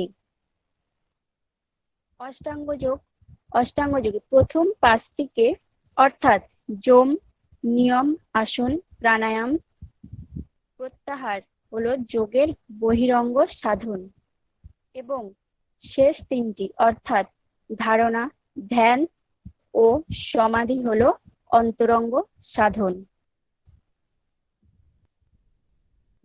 এই বলে আমি আমার বক্তব্য শেষ করলাম। টিয়া খুব সুন্দরভাবে বলল যোগ দর্শন। এরপর আমরা শুনে নেব মীমাংসা দর্শন সম্বন্ধে। ডেকে নেব সুপ্রিয়া নন্দীকে। সুপ্রিয়া। নমস্কার, আমি সুপ্রিয়া নন্দী, নবদ্বীপ বিদ্যাসাগর কলেজের দর্শন বিভাগের দ্বিতীয় সেমিস্টারের ছাত্রী। এখানে উপস্থিত সকল অধ্যাপক অধ্যাপিকা সহ অধ্যক্ষ মহাশয়কে আমি আমার প্রণাম জানিয়ে আমি আজকের বক্তব্য শুরু করছি। আজ যে ওয়েবিনারটি আয়োজিত হয়েছে সেখানে আমার আলোচ্য বিষয় হলো মীমাংসা দর্শনের সাধারণ আলোচনা। মীমাংসা দর্শন। মীমাংসা ভারতীয় আস্তিক দর্শনগুলির মধ্যে অন্যতম। ঐতিহ্য অনুসারে জৈমিনীকে মীমাংসা দর্শনের প্রবক্তক বলা হয়। মীমাংসা বেদান্ত সমানতন্ত্র দর্শন। মীমাংসা বেদান্ত উভয় দর্শনই বেদার্থ বিচার করেন। মীমাংসা মতে বেদ ও শ্রুতি স্বতই প্রমাণ। বেদ দুটো ভাগে বিভক্ত, পূর্বকাণ্ড বা কর্মকাণ্ড এবং উত্তরকাণ্ড বা জ্ঞানকাণ্ড। মীমাংসা দর্শন বেদের পূর্বকাণ্ডের উপর সাক্ষাৎভাবে নির্ভরশীল। এই জন্য মীমাংসা দর্শনকে পূর্ব মীমাংসাও বলা হয়। মীমাংসা শাস্ত্রের উদ্দেশ্য ধর্ম নিরূপণ বলে একে ধর্ম মীমাংসাও বলা হয়। মহর্ষি জৈমিনীর মীমাংসা সূত্র মীমাংসা দর্শনের প্রথম গ্রন্থ। মীমাংসা সূত্রের প্রধান ভাষ্যকার হলেন সবর স্বামী। তিনি যে ভাষ্য রচনা করেন তা সবর ভাষ্য নামে খ্যাত। মীমাংসা দার্শনিকেরা বলেন সমস্ত বস্তুই প্রমা অথবা প্রমেয়র অন্তর্গত। প্রমা বা যথার্থ জ্ঞানের করণকে প্রমাণ বলে। প্রমার লক্ষণ হলো অজ্ঞাতার্থ জ্ঞানম, অর্থাৎ অজ্ঞাত বিষয়ে যথার্থ জ্ঞানই প্রমা। মীমাংসা মূলত দুটি সম্প্রদায়ে বিভক্ত, ভাট্ট সম্প্রদায় এবং প্রভাকর সম্প্রদায়। কুমারিল ভাট্টের মতে প্রমাণ 6 প্রকার: প্রত্যক্ষ, অনুমান, উপমান, শব্দ, অর্থাপত্তি এবং অনুপলব্ধি। কিন্তু প্রভাকর অভাবকে স্বতন্ত্র প্রমাণ বলে মানেননি, তাই তারা অনুপলব্ধিকেও স্বতন্ত্র প্রমাণ বলে স্বীকার করে না। তাদের মতে প্রমাণ 5 প্রকার: প্রত্যক্ষ, অনুমান, উপমান, শব্দ এবং অর্থাপত্তি। মীমাংসা দর্শনে প্রত্যক্ষের লক্ষণ দেওয়া হয়েছে ইন্দ্রিয় সন্নিকর্ষজং প্রমাণং প্রত্যক্ষম, অর্থাৎ ইন্দ্রিয় সন্নিকর্ষজ প্রমাণকেই প্রত্যক্ষ বলে। ইন্দ্রিয় ও বিষয়ের সন্নিকর্ষ প্রত্যক্ষ জ্ঞানের হেতু। মীমাংসা মতে প্রত্যক্ষ জ্ঞান 2 প্রকার: নির্বিকল্প প্রত্যক্ষ এবং সবিকল্প প্রত্যক্ষ। অনুমান প্রমাণ সম্পর্কে মীমাংসা মত ন্যায় দর্শনের অনুরূপ, তাই আর পৃথকভাবে আলোচনা করা হলো না। মীমাংসা দর্শনে উপমান স্বতন্ত্র প্রমাণ রূপে স্বীকার হয়েছে, কিন্তু এদের উপমান প্রমাণের ব্যাখ্যা নৈয়ায়িকদের ব্যাখ্যার সঙ্গে যথেষ্ট পার্থক্য আছে। মীমাংসা দর্শনে শব্দকে স্বতন্ত্র প্রমাণ রূপে স্বীকৃত করা হয়েছে। শব্দ সর্বাপেক্ষা গুরুত্বপূর্ণ। আপ্ত বাক্যকে শব্দ প্রমাণ বলা হয়। কোনো বাক্যের অন্তর্গত পদের অর্থবোধক দ্বারা বস্তুর যে জ্ঞান হয় তাই শব্দ জ্ঞান, এবং উক্ত বাক্যই শব্দ প্রমাণ। অনুপলব্ধি। ভাট্ট মীমাংসা ও অদ্বৈত বেদান্ত দর্শনে অনুপলব্ধিকেই স্বতন্ত্র প্রমাণ বলা হয়েছে। তাদের মতে অনুপলব্ধির দ্বারা অভাব জ্ঞান হয়। অভাবগ্রাহক প্রমাণ রূপে অনুপলব্ধি অবশ্যই স্বীকার্য। যদি কোনো বস্তু প্রত্যক্ষযোগ্য হওয়া সত্ত্বেও তার প্রত্যক্ষ না হয়, তাহলে সেই অপ্রত্যক্ষের দ্বারা বস্তুটির যে জ্ঞান হয় এই রূপ জ্ঞানই অভাব জ্ঞান, আর অভাব প্রমাণই হলো অনুপলব্ধি। অর্থাপত্তি শব্দের অন্তর্গত অর্থ শব্দের অর্থ হলো বিষয় অথবা বাস্তব বিষয়, আর আপত্তি শব্দের অর্থ হলো কল্পনা। কোনো বাস্তব বিষয়ে আপাত অসঙ্গতি ব্যাখ্যার জন্য যখন অন্য কোনো বিষয়ের কল্পনা করা হয়, তখন সেই বিষয়ের কল্পনাই হচ্ছে অর্থাপত্তি। উদাহরণস্বরূপ, যেমন দেবদত্ত দিনে আহার করে না, অথচ সে হৃষ্টপুষ্ট, সুতরাং সে নিশ্চয়ই রাতে আহার করেন। এই ধারণা করাই হচ্ছে অর্থাপত্তি। অর্থাপত্তি 2 রকম: দৃষ্টার্থাপত্তি এবং শ্রুতার্থাপত্তি। দৃষ্ট কোনো বিষয়ে অসঙ্গতি ব্যাখ্যার জন্য যখন কোনো কল্পনা করা হয় তখন তাকে বলা হয় দৃষ্টার্থাপত্তি, আর শ্রুত কোনো বিষয়ে অসঙ্গতি ব্যাখ্যার জন্য যে কল্পনা করা হয় তাকে বলা হয় শ্রুতার্থাপত্তি। মীমাংসা মতে জ্ঞানের প্রামাণ্য শতগ্রাহ্য, অর্থাৎ জ্ঞানকে যেভাবে জানা যায় তার প্রামাণ্যকেও সেভাবেই জানা যায়। জ্ঞান শতই প্রমাণিত, শতই গ্রাহ্য। জ্ঞানের প্রামাণ্য সম্পর্কে মীমাংসাদের এই মতবাদই শত প্রামাণ্যবাদ নামে পরিচিত। ভ্রম সম্পর্কে মীমাংসা প্রধানত দুটি মত রয়েছে। প্রভাকর সম্প্রদায়ে অখ্যাতিবাদ এবং ভাট্ট সম্প্রদায়ের বিপরীত খ্যাতিবাদ। খ্যাতির অর্থ জ্ঞান, তাহলে অখ্যাতির অর্থ হবে জ্ঞানের অভাব, আরো স্পষ্টভাবে বলা যায় ভেদ জ্ঞানের অভাব। আর বিপরীত খ্যাতির অর্থ হবে অন্য রূপে বা ভিন্ন রূপে জ্ঞান। প্রভাকর সম্প্রদায়ের মতে দুটি ভিন্ন জ্ঞানের ভেদ বুঝতে না পারার জন্য যে ভ্রম জ্ঞান হয় তাই হলো অখ্যাতিবাদ। উদাহরণস্বরূপ শক্তিতে রজত ভ্রম। ভাট্ট সম্প্রদায়ের মতে ভ্রম জ্ঞানের দৃষ্ট বস্তুকে অন্য বস্তু রূপে অর্থাৎ বিপরীত বস্তু রূপে গ্রহণ করা হয়, একেই বলে বিপরীত খ্যাতিবাদ। মীমাংসা দর্শনে জগৎ ও জাগতিক সত্তা স্বীকৃত হয়েছে। তারা বৌদ্ধ শূন্যবাদ, পরিবর্তনবাদ, ক্ষণিকবাদ এবং অদ্বৈত বেদান্তীদের জগতের মিথ্যাত্ববাদকে প্রত্যাখ্যান করেছেন। তারা জাগতিক বস্তু ছাড়া আত্মা, স্বর্গ, নরক এবং বিভিন্ন দেবদেবতার অস্তিত্বে বিশ্বাসী। মীমাংসা দর্শনে বহু দেবদেবীর উল্লেখ থাকলেও প্রকৃতপক্ষে এই দর্শন নিরীশ্বরবাদী। যজ্ঞের অঙ্গরূপে এখানে দেবদেবী স্বীকৃত হয়েছে। এখানে বেদকে অপৌরুষীয় বলা হয়েছে, কাজে বেদের স্রষ্টারূপে ঈশ্বরের অস্তিত্ব স্বীকার করা হয় না। আবার জগতের স্রষ্টারূপেও ঈশ্বর সিদ্ধ হয় না, কেননা মীমাংসা মতে জগৎ অনাদি। প্রত্যক্ষ, অনুমান, শব্দ প্রভৃতি প্রমাণের দ্বারাও ঈশ্বরের অস্তিত্ব প্রতিষ্ঠিত হতে পারে না। কেবল দেবোক্ত রূপেই মীমাংসাগণ ঈশ্বরের উল্লেখ করেন। প্রাচীন মীমাংসা দর্শনে স্বর্গলাভকেই পরম পুরুষার্থ বলা হলেও পরবর্তীকালে মীমাংসা মুক্তি বা মোক্ষকে পরম পুরুষার্থ বলে স্বীকার করেছেন। শারীরাদির সঙ্গে জীবের সম্বন্ধই বন্ধন এবং চিরতরে বন্ধন নাশই মোক্ষ। প্রভাকর মতে মুক্তিতে সর্বপ্রকার দুঃখের অত্যান্তিক বিনাশ ঘটে। ভোগের দ্বারা সমস্ত কর্মের ক্ষয় হয়ে জীবের মুক্তি হয়।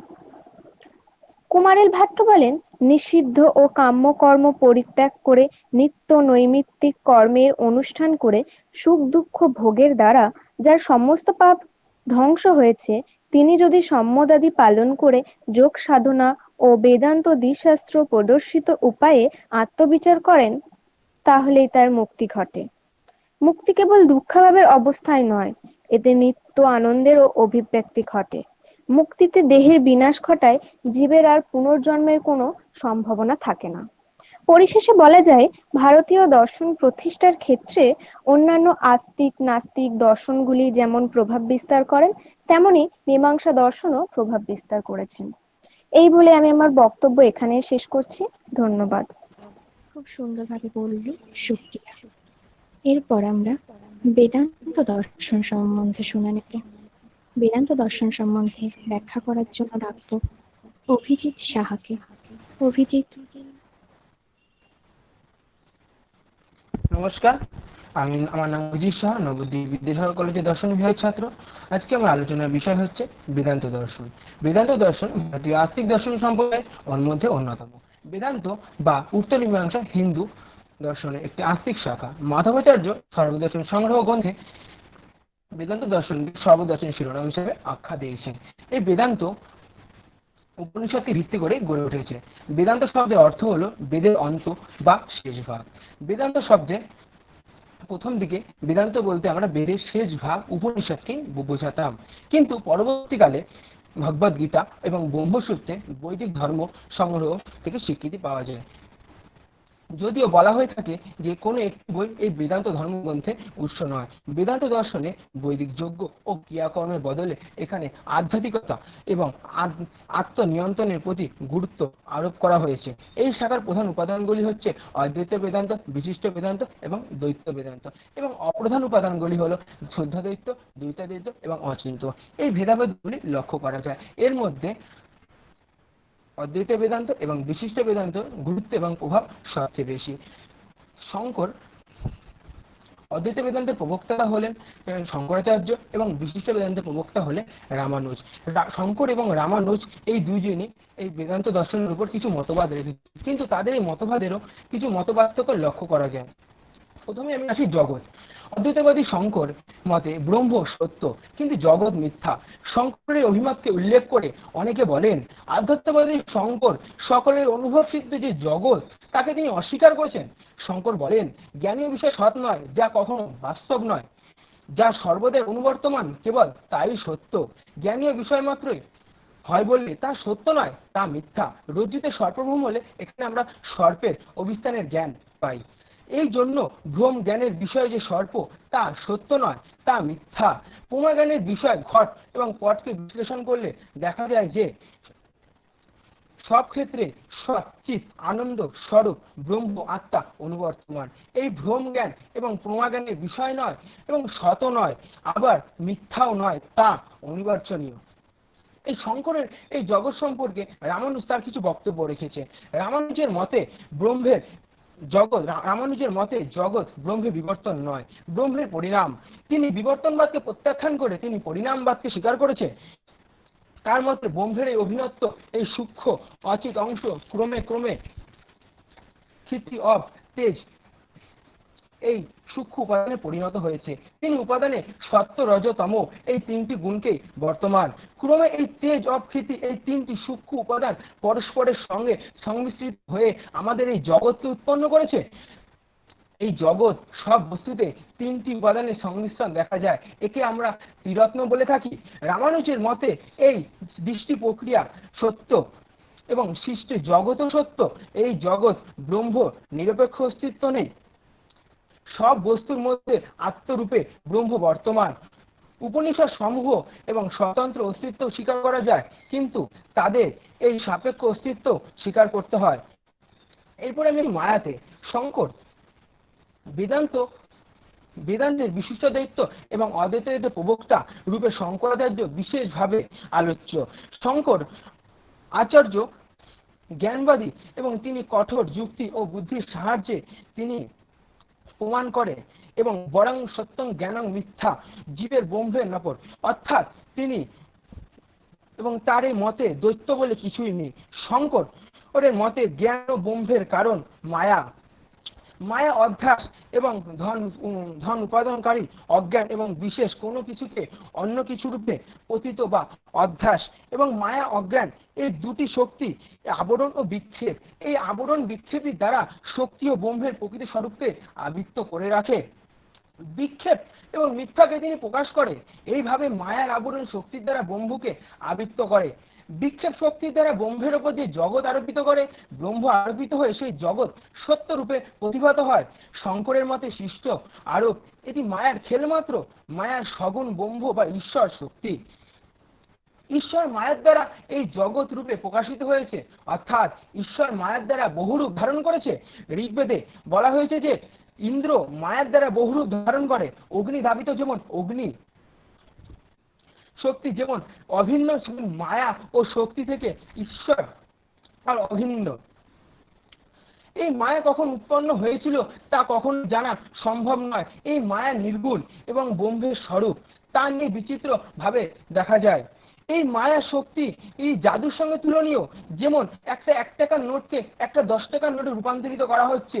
যারা দেখছে তারা এটাকে সত্যি বলে মনে করছে, কিন্তু যারা সত্যি জাদু জানে তারা এটিকে মিথ্যা বলে মনে করছে। সুতরাং জগৎ মিথ্যা। তবে ব্রহ্মে জ্ঞান হলে মায়ের অজ্ঞান থাকে না। শঙ্করের মতে মায়া পারমার্থিক সৎ নয়, মায়া ব্যবহারিক সত্তার স্বীকৃতি। ব্রহ্মজ্ঞান লাভ হয়ে থাকে, মায়া সম্পূর্ণ বিপর্যস্ত হয়ে যায়, তাই মায়া বিবর্তন মাত্র। শঙ্করের এই মায়ার বিরুদ্ধে রামানুজ তার কিছু মতবাদ প্রকাশ করেছে। শঙ্করের মায়া এবং অবিদ্যা এই দুটি পদকে রামানুজ একটি অর্থে ব্যবহার করেছে। ব্রহ্ম এক এবং অদ্বিতীয়, কেবলমাত্র ব্রহ্মেরই পারমার্থিক সত্তা আছে। রামানুজ এই মায়াকে 7টি দোষে দেখিয়েছেন। এই 7টি দোষ বলতে গিয়ে আমি প্রথমে আগে 7টি দোষে বিস্তারিত ব্যাখ্যা করব পরে। যেমন আশ্রয়ানুপত্তি, স্মরণানুপত্তি, অবিচরণীয়পত্তি, তিরোধানুপত্তি, প্রমাণানুপত্তি এবং নির্বিতানুপত্তি আর নির্বিতানুপত্তি। এগুলো আমি সংক্ষেপে বিস্তারিত আলোচনা করব। প্রথমে আসি আশ্রয়ানুপত্তি। রামানুজের মতে শঙ্কর এর অবিদ্যার কোনো আশ্রয় থাকতে পারে না। জীব এবং ব্রহ্মর কালকে অবিদ্যার আশ্রয় বলে সিদ্ধান্ত করা যেতে পারে না। ব্রহ্ম স্বপ্রকাশ এবং জ্ঞানের স্বরূপ এবং অবিদ্যা ও জ্ঞানের বিরোধ থাকতে পারে না। এবার স্বর্ণপত্তি। শঙ্কর পন্থীরা অজ্ঞানকে চিৎ এবং অজ্ঞানের প্রতি দোষ রূপে উল্লেখ করেছেন। রামানুজ বলেন এই দোষের স্বরূপ কি তা বোঝা যায় না, ইহার জ্ঞান হতে পারে না, কারণ জ্ঞানের মধ্যে আবার একটি জ্ঞান থাকা সম্ভব নয়। ইহা জ্ঞাতা হতে পারে না, কারণ ইহা চেতন নয়, আবার ইহা জ্ঞানের বিষয় হতে পারে না।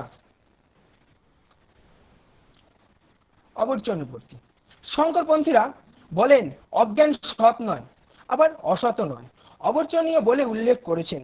রামানুজ বলেন জাগতিক বস্তু সৎ নয়, অসৎ হতেই হবে এমন কোনো বিষয় নেই যা সৎ নয় আবার অসৎ নয়, সকল বস্তু অবচনীয়। তিরোধনপত্তি। অদ্বৈতবাদী বেদান্তর মতে অবিদ্যা ও ব্রহ্মের প্রকাশকে আবৃত, কিন্তু রামানুজ বলেন যে ব্রহ্ম স্বয়ং প্রকাশী, কাজে অবিদ্যা যদি ব্রহ্মের প্রকাশকে আবৃত করে তাহলে অবশ্যই স্বীকার করতে হবে যে ব্রহ্মের প্রকাশও তিরোধান ঘটছে। প্রমাণপত্তি। রামানুজ বলেন যে অবিদ্যা যেভাবে পদার্থ তা প্রমাণ করার জন্য অদ্বৈতবাদীরা প্রত্যক্ষ, অনুমান, আগাম, অর্থাপত্তি প্রভৃতির উপস্থিতি করেছেন, কিন্তু এইসব প্রমাণ যে অবিদ্যার অস্তিত্ব তা কেউ প্রমাণ করতে পারেননি। খুব সুন্দরভাবে ব্যাখ্যা করলো আমাদের বিভাগীয় সকল ছাত্রছাত্রী বৃন্দ। সবাইকে অসংখ্য ধন্যবাদ। এখন আমাদের আলোচনার শেষ পর্বে চলে যাব আমাদের বিভাগের শিক্ষিকা মাননীয়া শম্পা দাস মহাশয়ার কাছে। ম্যাম, আপনাকে কিছু বলার জন্য অনুরোধ করছি।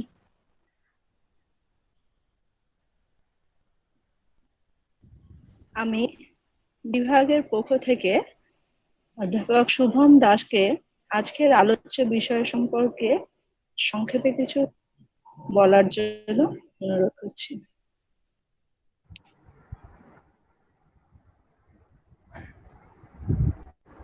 প্রথমেই ধন্যবাদ জানাই আমাদের কলেজের প্রিন্সিপাল স্যারকে, যিনি এতটা মূল্যবান সময় আমাদেরকে দিয়েছেন। আজকের আমাদের আলোচ্য বিষয় ছিল ভারতীয় দর্শনের আস্তিক ও নাস্তিক দর্শন সম্প্রদায়ের একটি সাধারণ আলোচনা। খুব সুন্দরভাবে আমাদের ডিপার্টমেন্টের সমস্ত ছাত্রছাত্রী তার ব্যাখ্যা করেছে তাদের মতন করে। নতুন করে কি বলবো সেটা জানি না, কিন্তু ওরা এত সুন্দর বক্তব্য রেখেছে, মন ভরে গেছে। অনেকেই এর মাঝখানে একজন ফোন করেছিলেন যে তার নেটওয়ার্ক ডিস্টার্বের জন্য সে বলতে পারেনি। তো ঠিক আছে, চলো, কোনো অসুবিধা নেই, বাকিটা শম্পা ম্যাডাম বলে দেবেন এই বিষয়গুলো নিয়ে।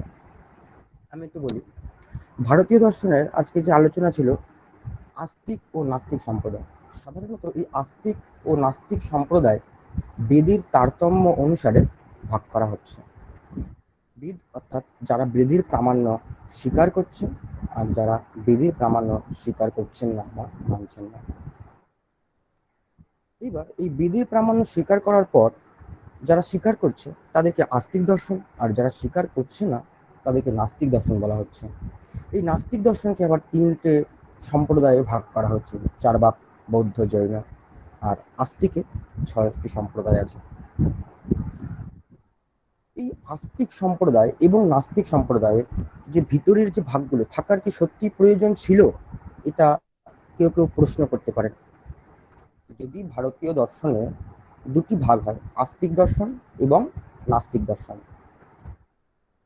তাহলে বেদের তারতম্য অনুসারে আস্তিক দর্শন হলো। বেদের তারতম্য প্রামাণ্য যারা মানছেন তাদের আস্তিক দর্শন সম্প্রদায় বলা হচ্ছে, যারা বেদের প্রামাণ্য মানছেন না তাদের নাস্তিক দর্শন সম্প্রদায় বলা হচ্ছে। তাহলে চার্বাক, বৌদ্ধ, জৈন এই সমস্ত সম্প্রদায়গুলোর আলাদা আলাদা করে কেন বলা হচ্ছে, আলাদা আলাদা করে তাদের কেন নামকরণ করা হচ্ছে, তাদের বৈশিষ্ট্য কি? এই সমস্ত সম্প্রদায়গুলোর প্রত্যেকে আলাদা আলাদা ভাবে তাদের এথিক্স এবং মেটাফিজিক্স অর্থাৎ অধিবিদ্যা এবং নীতিবিদ্যা রয়ে গেছে। চার্বাক দর্শন যেই তত্ত্ব স্বীকার করছে, বৌদ্ধ দর্শন সেই তত্ত্ব স্বীকার নাও করতে পারে, করছে না। আবার বৌদ্ধ দর্শন যেটা স্বীকার করছে, ন্যায় দর্শন সেটা হয়তো স্বীকার করছে না। এই কারণে এই আস্তিক দর্শন সম্প্রদায়ের ভাগ এবং নাস্তিক দর্শন সম্প্রদায়ের কিছু ভাগ রাখা হয়েছে। ভারতীয় দর্শনের চার্বাক দর্শনের একটা কথা বলি আমি, তারা বলেছেন, যাবজ্জীবেত সুখং জীবেত ঋণং কৃতা ঘৃতং পিবেত ভষ্টিভূতস্য দেহস্য পুনরাঙ্গমানাঙ্কিত। অর্থাৎ যতদিন বাঁচবে সুখে বাঁচো, প্রয়োজনে ঋণ করেও ঘি খাও, পরিশোধের কথা পরে চিন্তা করবে। এই জিনিসটি চার্বাক সম্প্রদায় মানছে, কিন্তু অন্যান্য সম্প্রদায় হয়তো মানছে না। চার্বাক দর্শন প্রত্যক্ষকেই একমাত্র প্রমাণ বলে স্বীকার করেছে। অন্যান্য সম্প্রদায় বৌদ্ধ, ন্যায়, বৈশেষিক, সাংখ্য এরা প্রত্যক্ষকে প্রমাণ বলে স্বীকার করেছে, কিন্তু তার সঙ্গে অন্য প্রমাণকেও তারা স্বীকার করেছে। এই কারণে তাদের আস্তিক দর্শনের একটা ভাগ করা হয়েছে। আস্তিক দর্শনের মধ্যে ন্যায় দর্শন, বৈশেষিক দর্শন এদের একটা আলাদা আলাদা ভাগ করা হয়েছে। না শুধু আস্তিক দর্শনই বলে রেখে দেওয়া যেত, বা নাস্তিক দর্শনের মধ্যে চার্বাক, বৌদ্ধ, জৈন এদের আলাদা আলাদা ভাগ করে রাখা হয়েছে, না হলে শুধু নাস্তিক দর্শন বলেই রেখে দেওয়া যেত। ভারতীয় দর্শনে এই প্রত্যেকটি আলাদা আলাদা যে সম্প্রদায় আছে, তাহলে কি এরা প্রকৃতই আলাদা? তাহলে এদেরকে একই ছাতার তলায় একই ভারতীয় দর্শন কি করে বলা হচ্ছে? একটা ছোট উদাহরণ দিই। এটা মালা, সেই মালাটা ফুলের হতে পারে বা কোনো পুঁথির হতে পারে। এই মালাটি ফুল দিয়ে বা পুঁথি দিয়ে গঠিত হয়। যদি একটা একটা করে ফুল ওই মালার মধ্যে না থাকতো, তাহলে ওই মালাটা গঠন হতো না, বা ওই পুঁথি যদি একটা একটা করে না থাকতো, তাহলে ওই পুঁথিটা দিয়ে মালাটা গঠিত হতো না। এই মালাটাই হচ্ছে ভারতীয় দর্শন, আর এই ফুল বা পুঁথিগুলো হচ্ছে তার প্রত্যেকটা সম্প্রদায়। ভারতীয় দর্শন তার সভ্যতা, সংস্কৃতি নিয়ে এগিয়ে চলেছে, এবং যার বিস্তারিত বর্ণনা আমাদের বিভাগের ছাত্রছাত্রীরা খুব সুন্দর করে বর্ণনা করেছে। বিস্তারিত আর কিছু বলবো না, আছে বিভাগের অন্যান্য স্যার ম্যাডাম আছেন, তারা প্রত্যেকেই বলবেন। এই বলছি, এই বলে আমি সংক্ষিপ্ত বক্তব্য শেষ করছি।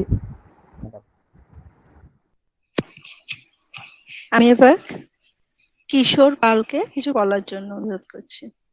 সর্বপ্রথম ধন্যবাদ জানাই আমাদের নবদ্বীপ বিদ্যাসাগর কলেজের অধ্যাপক মহাশয় ডক্টর স্বপন কুমার রায় মহাশয়কে। তিনি তার মূল্যবান সময় আমাদের জন্য দিয়েছেন। এছাড়া ধন্যবাদ জানাই আমাদের বিভাগীয় প্রধান ডক্টর বৈশাখী বর্মন মহোদয়কে। ধন্যবাদ জানাই অধ্যাপক শুভম দাসকে, যে অক্লান্ত পরিশ্রম করে আমাদের টেকনিক্যাল সাপোর্ট দিয়েছেন। কিছু বলার আগে প্রথমে আমি ছাত্রদের বা ছাত্রছাত্রীদের উদ্দেশ্যে কিছু দু একটা কথা বলি। যে তোমরা প্রথম ওয়েবিনারে অংশগ্রহণ করেছ, তা আমরা শিক্ষক হিসাবে তোমাদের প্র্যাকটিক্যালি কিছু তেমন কিছু শেখাতে পারিনি। তোমরা সম্পূর্ণ নিজেদের চেষ্টায় এই ওয়েবিনারটা সাকসেসফুল করেছো, এর জন্য ধন্যবাদ। এখানে হয়তো কিছুটা টেকনিক্যাল প্রবলেম দেখা দিয়েছে, অনেকে হয়তো বক্তব্য রাখতে পারোনি, তার জন্য দুঃখিত হওয়ার কিছু নেই। টেকনিক্যাল প্রবলেম হলে কারো কিছু করার থাকে না, ঠিক আছে? আর যেটুকু ভুল ত্রুটি হয়েছে তার জন্য দুঃখ করার কিছু নেই, কারণ জীবনে চলার পথে আমাদের কথা বলতে পারি। তোমরা তো প্রথম ওয়েবিনারে অংশগ্রহণ করেছে, এখানে যেটুকু ভুল ত্রুটি হয়েছে পরবর্তী পদক্ষেপ বা পরবর্তী ওয়েবিনার যখন আমরা আয়োজন করব, সেটুকু সংশোধন অবশ্যই করে নেবে। সেক্ষেত্রে আমরা সবসময় তোমাদেরকে সাহায্য করব। আজকে আলোচনার বিষয় ছিল ভারতীয় দর্শনের আস্তিক নাস্তিক সম্প্রদায়ের সংক্ষিপ্ত ধারণা বা আলোচনা। ভারতীয় দর্শন বিশ্বাসে খুব ভারতীয় দর্শন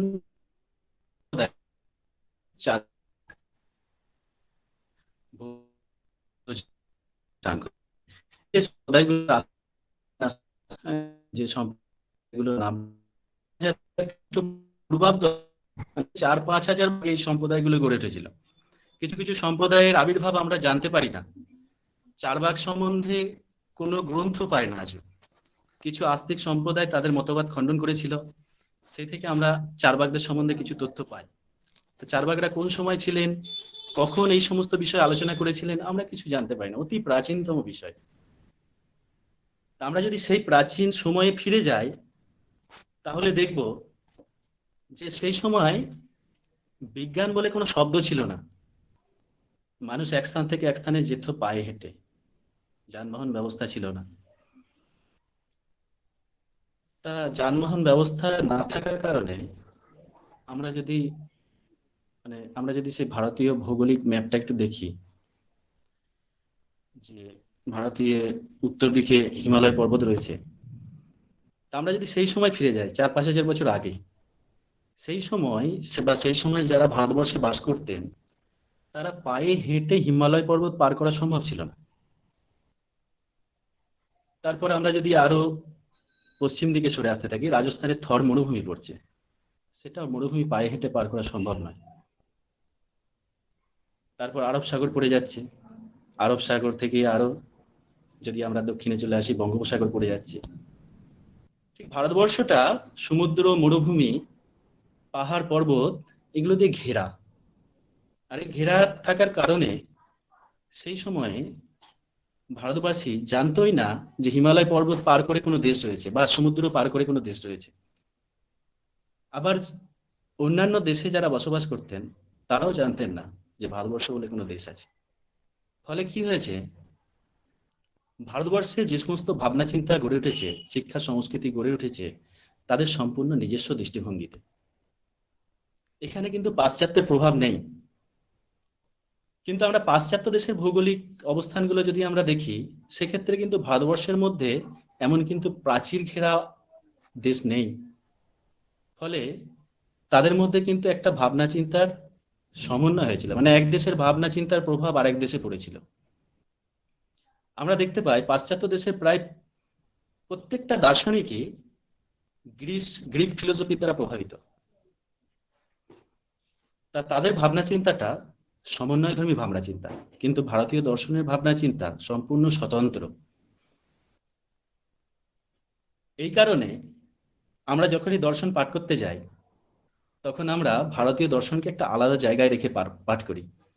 শুধু আমাদের দেশেই নয়, বিভিন্ন পৃথিবীর যে কোনো প্রান্তে যেখানে দর্শন পড়ানো হয়, সেখানে ভারতীয় দর্শনকে আলাদা করেই পড়ানো হয়। কারণ ভারতীয় দর্শন সম্পূর্ণ স্বতন্ত্র, এখানে পাশ্চাত্যের প্রভাব নেই।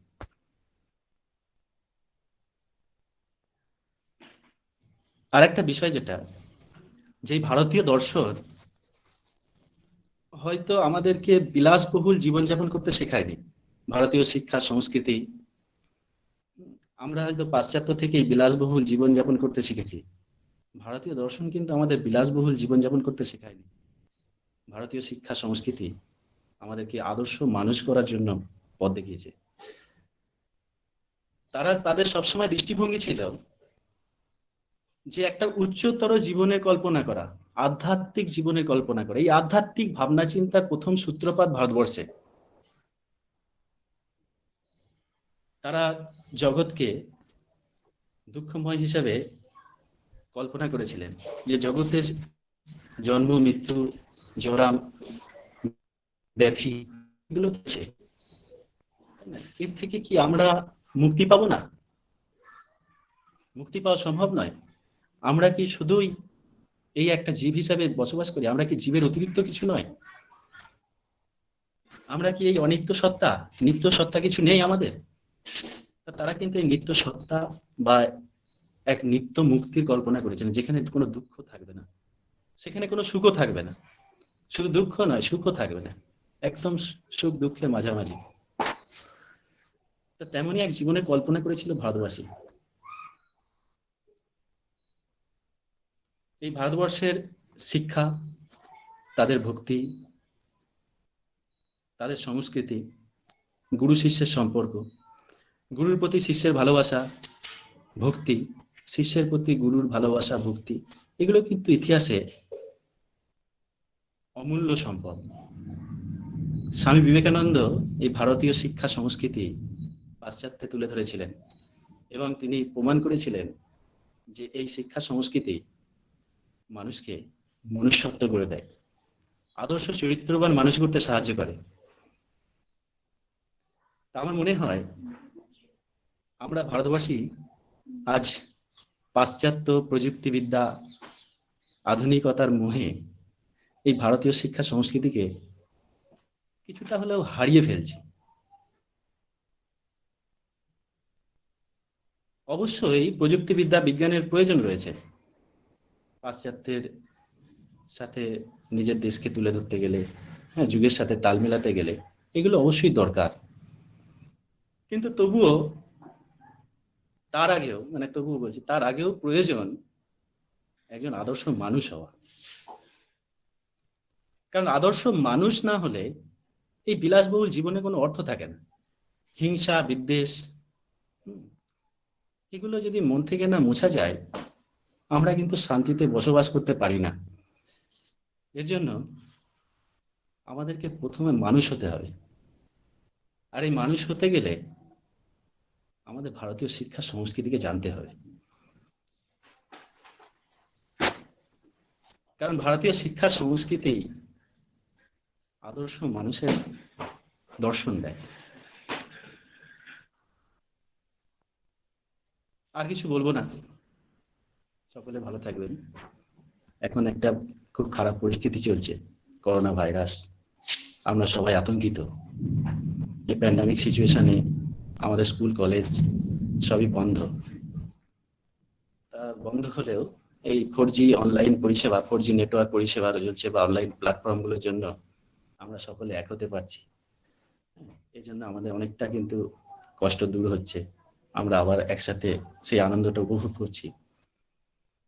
সবাই ভালো থাকবেন, সুস্থ থাকবেন, এই বলে আমার বক্তব্য এখানে শেষ করছি। নমস্কার। আমি এবার বিভাগের পক্ষ থেকে দেবমিতা চৌধুরীকে কিছু বলার জন্য দিচ্ছি। আচ্ছা, প্রথমেই বলি যে তোমরা এই ধরনের প্রোগ্রামটা একেবারেই প্রথম করলে, সেই দিক থেকে বিচার করতে গেলে খুবই সুন্দর হয়েছে। আমি অভিভূত এবং আপ্লুত। এবং কলেজের তরফ থেকে বিভিন্ন স্যার ম্যাডামরা যে এই ধরনের একটা অতিমারী পরিস্থিতিতেও এই ধরনের উদ্যোগ করেছেন, এতে কিন্তু তাদের অসংখ্য ধন্যবাদ জানাচ্ছি। বিষয়ভিত্তিক বিশ্লেষণ তো স্যারেরা করেই দিলেন, তাতে আর যাচ্ছি না। আমি সরাসরি ছাত্রছাত্রীদের উদ্দেশ্যে দু একটা কথা বলতে চাইছি। সেখানে বলি যে প্রথমেই যেভাবে প্রত্যেকটা ছাত্র এবং ছাত্রী বলার চেষ্টা করেছেন, তাতে সব থেকে ভালো লাগলো যে তাদের এই ধরনের যে উদ্যোগ, একটা যে চেষ্টা, এটা কিন্তু সত্যিই প্রশংসার যোগ্য। বিশেষ করে যে সঞ্চালনার দায়িত্বে ছিলেন সেই শিল্পা, তাকে আমি আলাদাভাবে ধন্যবাদ জানাচ্ছি। কাকে ছেড়ে কাকে বাদ দেব, প্রত্যেকে, অভিজিৎ, শঙ্কর, সহেলি, কেয়া, বৃন্তা, যারা যারা পার্টিসিপেট করেছো আজকের ওয়েবিনারে, প্রত্যেককেই আমি মানে আমার তরফ থেকে এবং আমাদের বিভাগের তরফ থেকে অসংখ্য ধন্যবাদ এবং অসংখ্য শুভেচ্ছা জানাচ্ছি। এবং অপেক্ষা করে থাকবো যে এইরকম ধরনের প্রোগ্রাম আরো সাফল্য করে তোলো, এরকম ধরনের প্রোগ্রামে মানে তোমরা আবারও পারফরমেন্স দেখিয়ে আরো সুন্দর করে গড়ে তোলো। আর সব থেকে বড় কথা হচ্ছে তোমাদের এই যে টিম ওয়ার্কটা, হ্যাঁ, এই একটা পরিস্থিতির মধ্যেও যে নিজেদের সঙ্গে নিজেদের একটা যোগাযোগ, এমনকি স্যার ম্যাডামদের সঙ্গেও যে যোগাযোগ, এটাও কিন্তু খুব মানে প্রশংসার দাবি রাখে। আর বারবার করেই বলছি যে যান্ত্রিক গোলযোগ তো একটু একটু হয়েই থাকে, এটার মধ্যেও যে তোমরা এত সুন্দর করে প্রোগ্রামটাকে ম্যানেজ করেছো, এটা সত্যি খুব ভালো লেগেছে। এবং আমরা প্রত্যেকেই অপেক্ষায় থাকলাম এই ধরনের প্রোগ্রাম তোমাদের কাছ থেকে আবার উপহার হিসাবে পেতে। ঠিক আছে, এইটুকু বলেই আমি আমার বক্তব্য শেষ করছি। ধন্যবাদ শুভম, কিশোর, দেবমিতা প্রত্যেককে। আচ্ছা, ছাত্রছাত্রীদের পক্ষ থেকে আমাকে কিছু বলার জন্য রাখা হয়েছিল। আমি পরেই বলতে এলাম, কারণ ওরাও জানে যে আমি বোধহয় ওদের কাছে একটা ত্রাসের কারণ। ক্লাসে বোধহয় কোনো একটা দিন এরকম যায়নি যেদিন ওরা আমার কাছে, ওদের মধ্যে কেউ কেউ কোনো না কোনো কারণে বকুনি খায়নি, বা এই কেন বই আনেনি, কেন পড়া করে আসেনি, কেন রেগুলার ক্লাসে আসে না, বা প্রপারলি ড্রেস না করলে কোনো না কোনো কারণে হয়তো আমার মানে রুড়ো চেহারাটাই ওরা হয়তো দেখে থাকে। কিন্তু আজকে তোমাদের সম্বন্ধে শুধুই ভালো ভালো ভালো কথাই আমার মনে আসছে। সত্যি একটা আন্তরিক যে প্রচেষ্টার মাধ্যমে তোমরা এই লকডাউনে বাড়িতে বসে থেকেও যে পড়াশোনার চর্চা বা কিছু একটা করতে হবে, যেটা তো আমরা আমাদের কলেজ খোলা থাকলে যেটা আমরা করতাম, সেটা যে তোমরা অনলাইনে করার কথা ভেবেছো, তার জন্য তোমাদের সবাইকে অসংখ্য ধন্যবাদ। তার আগে বলা উচিত ছিল এখানে উপস্থিত অধ্যক্ষ মহাশয় এবং বিভাগীয় প্রধানকে আমার প্রণাম, অংশগ্রহণকারী সকল ছাত্রছাত্রী আর আমার ছোট ভাই বোন তুল্য সহকর্মীবৃন্দ ও উপস্থিত সবাইকে আমার আন্তরিক শুভেচ্ছা। আমরা আজ শুনলাম ভারতীয় দর্শনের একটি সাধারণ আলোচনা, কিসের না, আস্তিক ও নাস্তিক দর্শন সম্প্রদায় সম্বন্ধে। হ্যাঁ, আলোচনাটা সত্যি সাধারণই বলতে হবে, কারণ এই সীমিত সময়ের মধ্যে এবং আমরা বলতে পারি যে আমাদের এই সীমিত জ্ঞান নিয়ে ভারতীয় দর্শনের যে গহন সমুদ্র, সেখানে ডুব দেওয়া আমাদের পক্ষে সম্ভব নয়। বোধহয় এমন কোনো কিছুই নেই যার আলোচনা বা ইঙ্গিত আমরা ভারতীয় দর্শন থেকে পাই না, যতই বিজ্ঞানের উন্নতি হোক, অগ্রগতি হোক, যাই হোক না কেন। এই যে তোমাদের কিশোর স্যার যেটা বললেন যে এখন আমরা খারাপ পরিস্থিতির মধ্যে দিয়ে চলছি, এই যে খারাপ পরিস্থিতির ইঙ্গিত, এটাও কিন্তু আমাদের বেদ উপনিষদে আছে যে প্রকৃতি যখন আর নিজের ভার বহন করতে পারবে না, সক্ষম হবে না, তখন এরকম মহামারী অতিমারীর দ্বারা লোকক্ষয় হবে এবং প্রকৃতি আবার তার ভারসাম্য বজায় করবে। ভারতীয় দর্শন আমাদের পথ দেখিয়ে চলেছে। তোমরা যখন একটা বিষয়ের আলোচনা করলে, তাহলে তোমাদের সেই বিষয়ের নামকরণটা কতটা যথার্থ, বা কেন এই বিষয়টার আলোচনা করলে, আর শুধু আলোচনা করতে হবে বলেই করে ছেড়ে দিলাম, ভবিষ্যতে এটা নিয়ে কোনো রকম চিন্তা ভাবনা বা কোনো কিছুর আমাদের প্রয়োজন নেই, সেরকম মনোভাব যেন না হয়। তোমরা আজকে যে ভারতীয় দর্শনের আলোচনা করলে, সেখান থেকে আমরা দেখতে পাচ্ছি কি যে এখানে বেদ বিরোধী চৈতন্যবাদ, বেদ অনুসারী প্রকৃতিবাদ, বস্তুবাদ, ভাববাদ, অদ্বৈতবাদ, দ্বৈতবাদ, বিশিষ্টাদ্বৈতবাদ, অতিবর্তীবাদ, অন্তর্বর্তীবাদ, একেশ্বরবাদ, সর্বেশ্বরবাদ প্রভৃতি বিভিন্ন পরস্পর বিরোধী দার্শনিক মতবাদের জন্ম, পরিচর্চা ও পরিচর্যা ভারতবর্ষে দীর্ঘদিন ধরে চলে এসেছে। বা ভারতীয় দর্শনে তোমরা যে প্রতিষ্ঠাতাদের কথা বললে, সেদিকে যদি লক্ষ্য করো, তোমরা দেখবে যে সেক্ষেত্রে সকলেই অতীব ধীশক্তি সম্পন্ন ঋষি বা ঋষি তুল্য ব্যক্তির সাধনায় উপলব্ধ যে সত্য, সেগুলো এক একটা দার্শনিক দৃষ্টিভঙ্গিতে পরিণত হয়েছে। মানে ভারতীয় দর্শন আমাদের জীবনের সঙ্গে ওতপ্রোতভাবে জড়িত। আসলে ভারতীয় দর্শন জীবনের সঙ্গে যে ওতপ্রোতভাবে জড়িত, সেটা কারণ হচ্ছে সেখানে শুধুমাত্র চর্চা ও আলোচনার খাতিরে কিন্তু ভারতবর্ষের দর্শনের জন্ম হয়নি। এখানে চর্চার সঙ্গে চর্যার, আলোচনার সঙ্গে জীবন পরিচালনার যোগাযোগ আছে। চার্বাক ছাড়া ভারতীয় দর্শন সম্প্রদায়ের মধ্যে বাকি সকলেই দুঃখ থেকে অব্যাহতি ও জীবন থেকে মুক্তির অনুসন্ধানের জন্য চেষ্টা দেখিয়েছেন এবং সেটাই দর্শনে মুখ্য স্থান অধিকার করে আছে। এই যে কিশোর স্যার তোমাদের বলেন যে ভারতীয় দর্শন আমাদের মুক্তির পথ দেখিয়েছে, এই যে মুক্তির পথ তার উপায় হিসাবে দেখানো হয়েছে যে যথার্থ জ্ঞান লাভই হচ্ছে মুক্তির একমাত্র উপায়। এই যথার্থ জ্ঞান লাভ কেন বলা হলো? জ্ঞান তো জ্ঞানী। আমরা যদি ওয়েস্টার্ন ফিলোসফির দিকে দেখি সেখানে আমরা দেখতে পাবো যে জ্ঞান মানে যথার্থই, justified true belief is knowledge. কিন্তু ভারতীয় দর্শনে আমরা দেখি যে নলেজকে আবার যথার্থ অযথার্থ মানে ট্রু বা ফলস দুটো ভাগে ভাগ করে সেখানে দেখানো হচ্ছে। তাহলে এই যে আমাদের পথ দেখাচ্ছে, এখন তার মানে কি এই যে আমরা কিছু ভারতীয় দর্শনের বই সংগ্রহ করলাম, পড়লাম, বা ভারতীয় দর্শন সম্পর্কে কিছু তথ্য জোগাড় করে সেগুলোকে মুখস্থ করে করে দেখতে পড়ে শুধু দেখলাম, সেটা কিন্তু নয়। ভারতীয় দর্শনকে শুধু পড়ার মাধ্যমে জানা যায় না, জানলে হয় না, তাকে কি করতে হয়? উপলব্ধি করতে হয়। আর এই উপলব্ধি যখন সম্ভব হয় তখনই ভারতীয় দর্শন আমাদের পথ দেখায়। এখন এই পথ দেখানোটা কিরকম?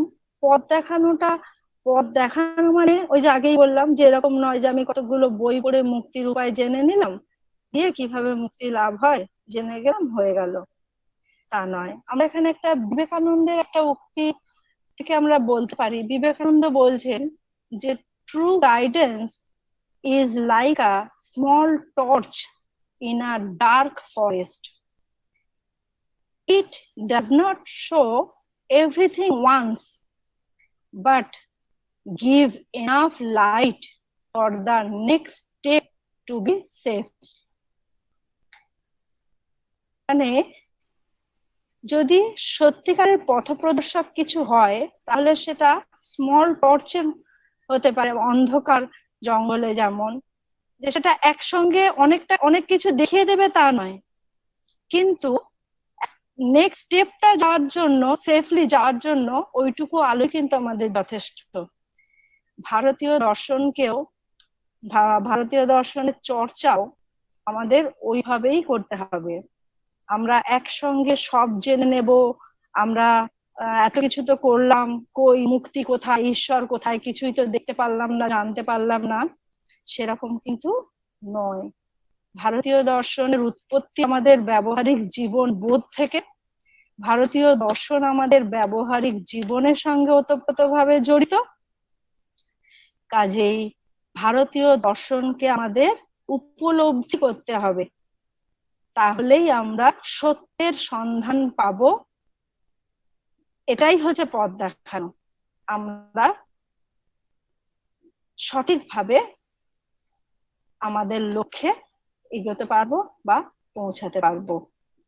কাজেই তোমাদের যে আজকের আলোচ্য বিষয় তার নামকরণ যথার্থ, এবং আমরা বিভাগের পক্ষ থেকে সকল শিক্ষক শিক্ষিকা এটাই চাইবো যে তোমরা শুধুমাত্র আলোচনা করার জন্য আলোচনা করে তোমরা এগুলো বইপত্র গুছিয়ে তুলে রেখো না। তোমরা চেষ্টা করো অল্প অল্প করে, ছোট্ট ছোট্ট করে এক একটা বিষয়কে একটু একটু করে জেনে উপলব্ধি করে দেখবে নিজেদের জীবনের সঙ্গে উপলব্ধি করতে পারবে, মেলাতে পারবে, দেখবে অনেক সমস্যার সমাধান করতে পারছো। ঠিক আছে, আমি এখানেই শেষ করছি। শিল্পা, ঠিক আছে, তাহলে আমাদের আলোচনা এখানেই শেষ করছি।